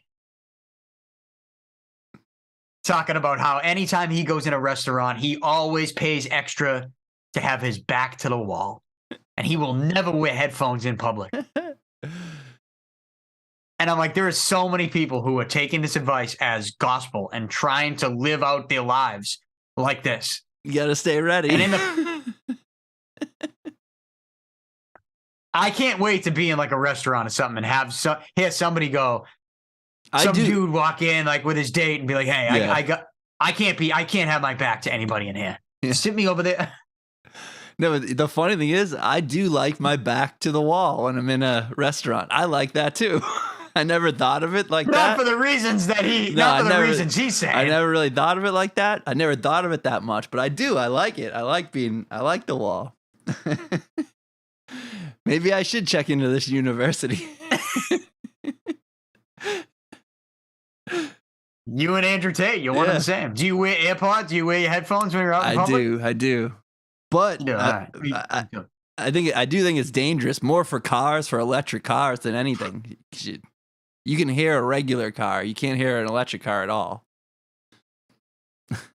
Yeah, I mean, the way I would fix that is look both ways. Just look when you cross in the street. Right? That's all you really got to do. I don't know. These sneaky electric cars, these Teslas. Have you been in one of those Teslas? Yeah, they're amazing. Absolutely amazing. They're nice, huh? Yeah. I don't like how the outside of them, they all look the same, though. I agree with that. Yeah. There's not a lot of options. You can't modify it too much. No. But I even like the Model 3, even the cheaper one. It's really nice. I will probably never get a Tesla. No, me neither. No. If I had a different kind of house where I could have solar panels, then I'd probably be thinking of it. Where I could be my own energy source, then I would definitely think of it. But not in the city. It makes no sense. What am I going to do? Drive 4 miles to charge my car? It makes no sense. Where is the nearest charging station? I don't even know. Around here.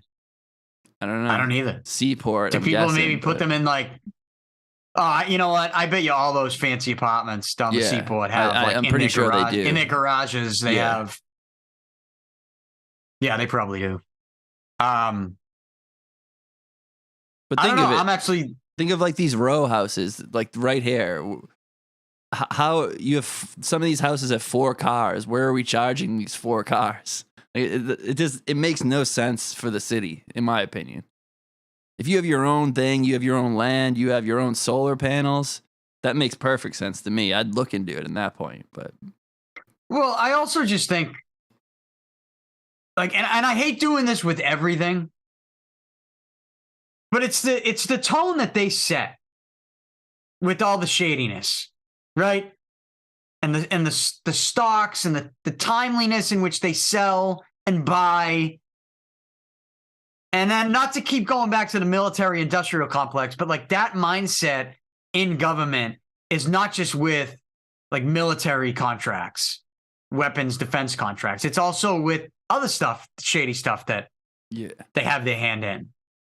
And like, and I hate to be that guy about everything. And I'm not necessarily sitting here that like, I'm not being like the anti-climate change guy or saying like it's not real. I'm not being, even though I have made fun of, even though I do think that my Twitter account was shadow banned and is because I made fun of Greta. It could be. I mean, Elon Musk is showing that people were getting shadow banned if you spoke out, regardless of who you were. If you spoke out against any of those policies that they were pushing and promoting hard. Yep. And climate change is obviously one of them. And I just made fun of Greta. It was a simple joke. Mm-hmm. And it rubbed a lot of people the wrong way. This is going back like 5 years ago. But I do feel like looking at my numbers after that, I did track it. Everything's was down ever since I made those Greta jokes on Twitter. To the point where I'm done with Twitter now. I have the account, but it's private. I don't let anyone add me anymore. I don't even tweet. If something goes up in my Twitter account, I just share it from YouTube or Instagram. Like, I don't even tweet. I'm done with it. But I'm not like an anti-climate change person, but I think there's so much shadiness that goes on in the way they make money that some of this stuff, like, it's the bed that they made. Like, we're just going to second guess everything. Like, oh, like electric cars. Well, who's profiting off this? Yeah. Right now. You know? I have questions about it. And I hate being that guy, but this is what they started. You know? But yeah, like, I'm looking at cars right now, and I'm not going to get an electric car. Nah. It doesn't make... Like, I'm not going to get an electric car. Am I a bad person for that? Am I a bad person for not... I'm not even considering it. I would look at hybrids if I was you, because those aren't terrible. But no, I don't think the infrastructure's there. I don't think you're terrible at all. And I don't think you're anti-climate if you say these things, because part of what this is just there's a new avenue for them to make money. So they're switching everything over to green because as a whole, they already sold you on these other cars. If they can get you to buy a new car, they're going to try to get you to buy a new car. I think there's a lot of that going on. Any new industry, they try to steal as much as that industry or push that industry on you. So, yeah. And I'm definitely not anti-climate change, but I don't really know. I don't think I'm smart enough to figure it out, but but again, like, I'm not to get too political, but I'm sure there are some aspects of that movement in which people in power are not actually functioning with the Earth's best interest in mind. Yeah. Right. Because they're profiting from something, and there's a certain way they want everyone to lean because they know that that's going to put some more money in their account. Yeah. Well, we just had the Royals in Boston doing some climate nonsense. Don't even get me started with the Royals in Boston. None of the... You know how many people... Do you know how many people, when they were in town, like, if I had to go somewhere, and there was like a 2-3 day span where I actually did have to go to a couple of places. I Ubered, and I actually, right now as we speak, I don't have a car. I'm carless at the moment, but I am looking for something new as we speak. But part of me is like, I want to wait till the winter's over. Why get something nice now? I don't have... My apartment does not come with an indoor garage like some of the fancy ones in town these days. So why battle with that? Why get a brand new car and have to, like, worry the whole winter? Yeah, you're right. Right away, it's going in the street. Yeah. No, I'm going to wait. But it was like a 2-3 day window where I was in Ubers. I borrowed a car, and I had to go places. I had to drop off some checks and meet with some other people. And I can't even remember who, like, was asking me, but so many different people, like, oh, the traffic, oh, the Royals. I'm like, no, not the Royals. But if I hear about the Royals in town one more time, I'm going to punch someone in the face. I don't care about the Royals. Why do people care about the Royals in Boston? Why? It was bizarre. Is that a thing? It was bizarre. It was. Don't you know that not only am I American, but I'm also Irish? Okay? So there's a double type of hatred. Yeah. For the Brits, for the Royals. Okay?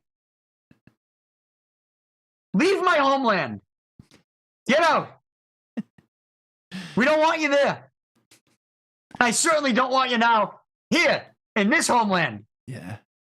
They had an award ceremony, Danny, and all of the people who won the awards, they didn't fly any of them in here. They didn't fly one of them here. They all accepted it by Zoom. And they flew in every single award still had a person who gave the award. They flew all those people in. So this is an environmentalist where they flew people all over the world to come to Boston to give awards to people who weren't there. The whole thing is fake. It's a farce. So, I mean, the least they could do is fly the people winning the awards in if you're going to go all out flying people. Just to at least pretend that this is a thing. Or make the statement like, we're going to give awards via Zoom and we're not even going to come to the U.S. because that's how much we care about climate, the earth. But no, they had to do their little tour. No, the Royals, they are all about... they're just... The whole thing makes me sick to my stomach. The whole thing. You ever watch the Troubles documentary? Yeah. On the BBC? Yeah. You can't watch... You have to watch it on YouTube. It's awesome. It's like a 7-8 part series.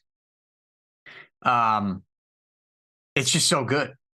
And it's so wild to think that some of the crazy shit that was happening over there, like somewhat recently, like, you know, some of that shit happening in the early 90s. Yeah. Even like probably more recently than that maybe we don't even know about. You know? It was ruthless, dude. You know, like car bombs, just like everywhere. That was it was a street war. And it wasn't like it happened in, you know, the 20s, like medieval times, way back. Like it happened like within the last 40, 50 years. But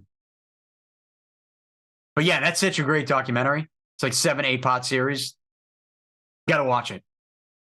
I might watch it again. I watched it like McCourty just went into the tent 6 years ago. It looked like he got a little banged up on that play. Oh, Judon got him. There we go. Give it on. Beautiful. In the bag. It's in the bag.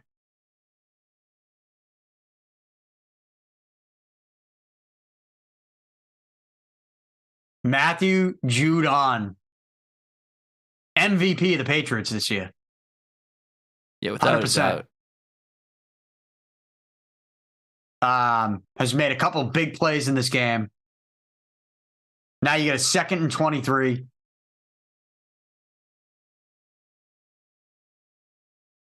But anyways, where were we? The Royals. Right? Would they go to a Celtics game too?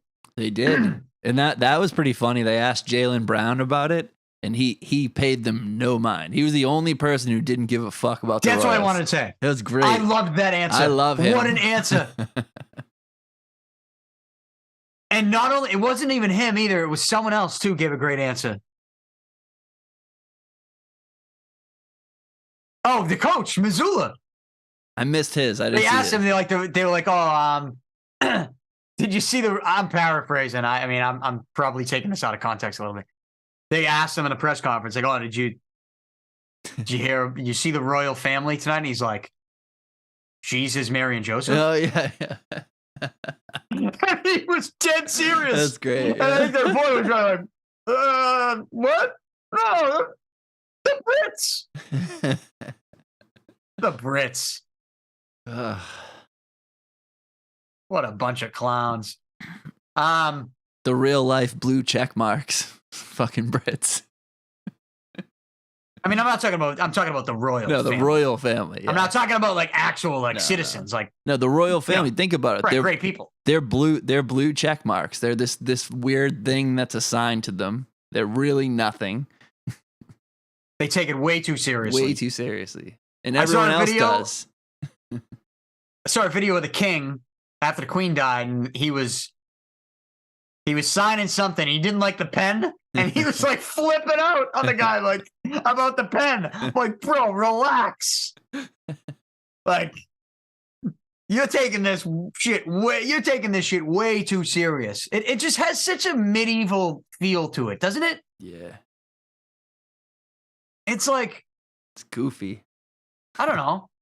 Yeah, it's so goofy. Yeah. It's like something. It's just and what? There's a Netflix documentary now on the two that escaped. The other two, yeah. Markle and they're saying that's all fake. Yeah, they're right. They claim that they wanted to be out of the public's eye. It doesn't feel like that. It's like the public eye keeps following you to your Oprah interview and now your Netflix documentary. If you want to be out of the public eye, be out of the public eye. Go they live don't want to be out of the lives. public eye, Paul. Because they do not want to be out of the public eye. Well, they're unemployable. They can't get a job anywhere. Like they have no skills. I feel bad for him. You know why? Why? Who's it? Harry. Harry. Yeah. Meghan and Harry. Yeah.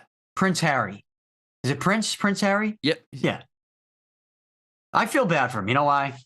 Because this lady is going to get up and leave him, and then he is fucked. Yeah, and he can't go back to that. He torched everything. He's going to be just like a depressed American watching Andrew Tate hustle his university while his wife is just like with a new dude. With the director. With a Netflix documentary on how the marriage with the prince didn't work. And then you're going to have Prince Harry fucking down L Street Tavern with Tom every Brady. Night, smoking cigs out front, watching Andrew Tate YouTube videos while he's smoking a Marlboro. You know, just trying to make sure that he can get back on track. I honestly feel like that is going to happen to him. Because he can't go back to the royal family's not going to let him go back at this point. Yeah. Right? Yeah. He's done. With them. Yeah. The way they take that as serious as we've been talking about it, that dude, Prince Harry, if he ever has a divorce with this woman, who to me seems like kind of a psychopath, so the divorce, I think that shit is right around the corner. And he's not even going to see it, Paul. He's not even going to see it coming. Yeah. She's going to have one of these episodes and fucking pow. Next thing you know, she's with Tom Brady, and Prince Harry's going to be there just like forgetting his password to Hustlers University on a Thursday night. That's how it's going to go down. I read these things pretty well, I feel like. All right, just get down, keep running that clock. Mac Jones trying to get his first fourth quarter touchdown pass, and he's not going to get it. Because it's fourth down. And he's like, this is a win you needed to get. You're going to 7-6.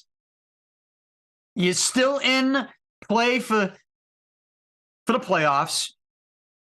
You play the Raiders next week. That game got flexed out, by the way. Remember we talked about that game could get flexed out? Yeah, it did. It makes sense. It was supposed to be Sunday Night Football. Right? It was supposed to be Sunday Night Football. And it got flexed out. It's like a 4:00 game on Fox. In small wins, Mac Jones looked okay tonight. He looked okay. Yeah.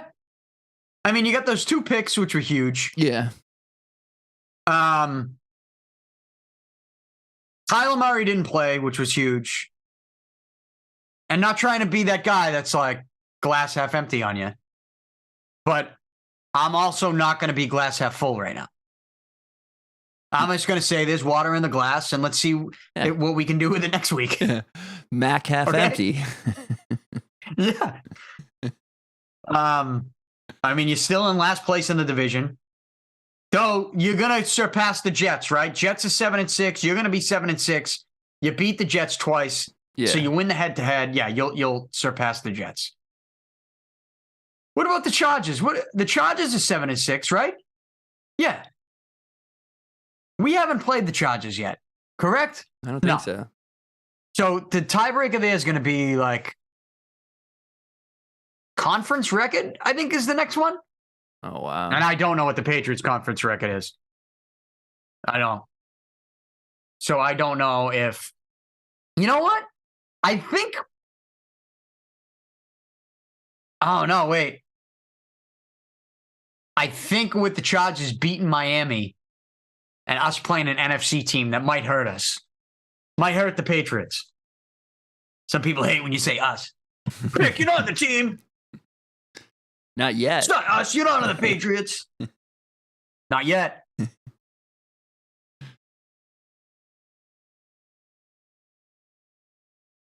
So this game is pretty much over. This is a wrap. Trying to think if there's anything we missed. No, I think we said everything we needed to say. Xander Bogaerts gone. Got to give Devers $400 million. If you don't give Devers $400 million or whatever you have to give him right now, he has no belief that you're going to negotiate in good faith with him, because he's seen Mookie go, and now he's seen. It's just there's no way he stay. Like you have to convince him. And what you said is right too. If they don't do this, they should sell the goddamn team, because it's just too much.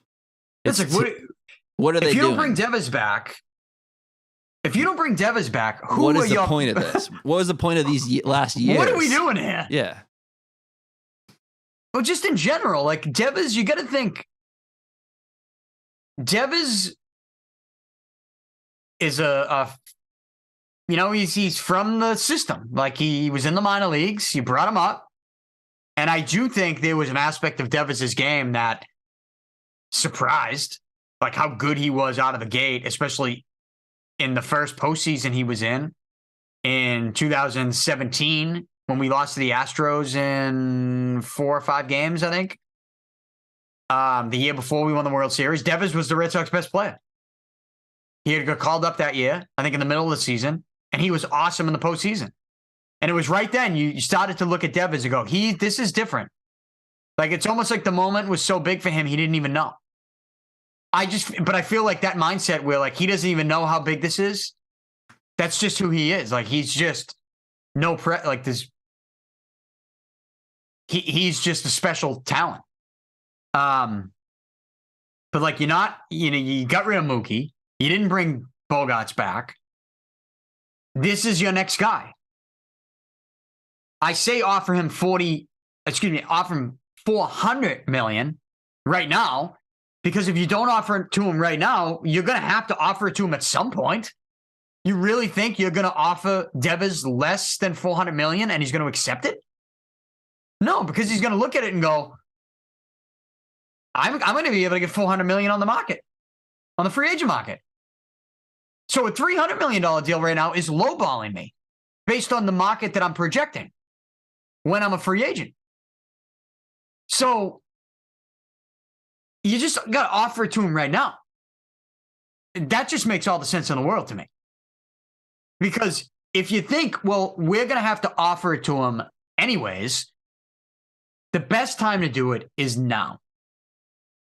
Because you can go to him and say, hey, listen, I know you didn't like how we handled Xander and Mookie, but we want to let you know, Rafael, that there's a reason why we didn't give them the absurd money they wanted. It's because we want to give you the absurd money. We want to give you the money right now to stay here and be our guy. We're committed to building this team around you, to winning around you. And so here's a check for $400 million. Obviously, it doesn't work like that, but you get what I'm saying. Yeah. Here's a deal that will be worth $400 million. And they need to do that to keep him, but they also need to do that to keep the fan base too. That's a deal that has to be done. Yeah. But you said, like we said it. What's the point? Yeah. Like if you're going to own this team, because they've done some weird things. Like I know they own the soccer team, but they've done some weird things like partnering with LeBron James, buying the Pittsburgh Penguins. That's a weird move to me. Yeah. And so now you get the Penguins coming to the Winter Classic at Fenway against the Bruins. How exactly are you handling this if you're Red Sox ownership? Fenway Sports Management, Fenway Sports Group. They own the team that's coming to your ballpark for the Winter Classic. Like, how are you, like, is this going to be Penguin stuff everywhere? Like, are we promoting the Bruins at all? It's the whole thing's weird to me. I don't, the Penguins thing doesn't make sense. I can't wrap my brain around that. I don't understand it. I never will. And then not bringing back your best guys. And I just, look, they signed, they're obviously now interested in bringing players in from Japan, which is fine. I don't have a problem with that.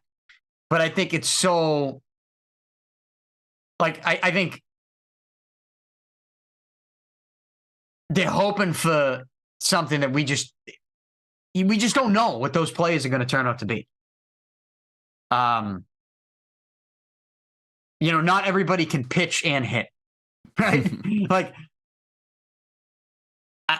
I don't think that's what's going to sell this team. I think you need to bring Devers back. And if you feel like you're never going to offer him $400 million, then it's a situation where it's like, you just trade him then.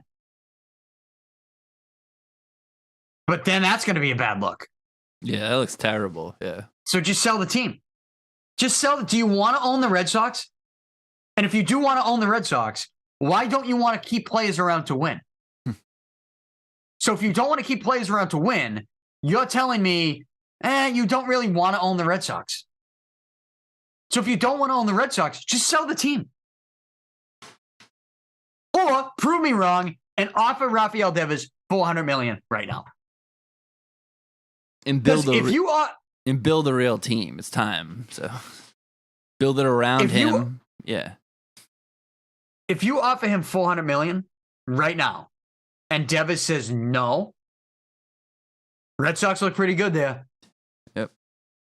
Right? That's like a win-win.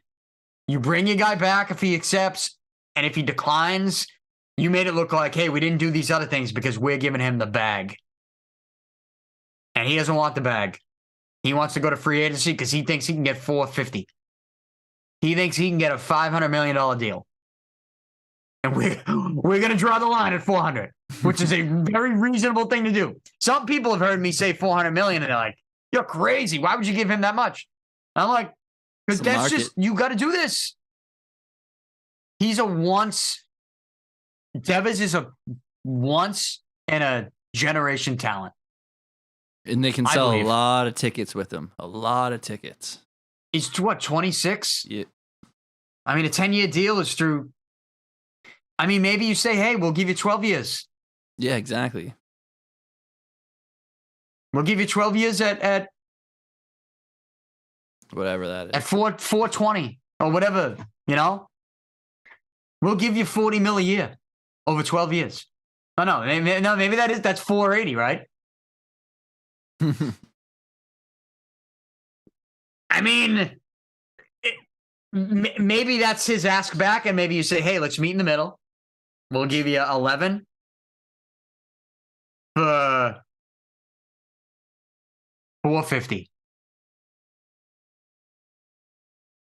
I don't know. 12 at 420. Maybe that's the number. Either way, you got to make him a big offer. Yeah. Clock is running out on this. Patriots are going to win it, as we've known that now for a little bit.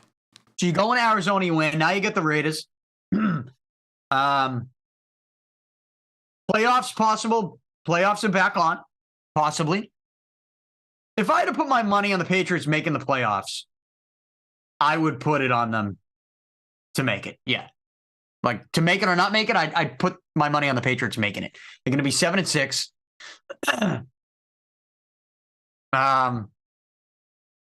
So here we go. We're looking at the playoff picture. They do slide in. Chargers slide out. Loitering, they're calling it. The teams on the outside hanging around, looking in. All right, so you would get the Bills with the bye. So you'd be going to Kansas City if the playoffs began today. Feel comfortable about that one? It's not ideal. No. Give me anyone else but Kansas City in Kansas City. What would that spread be?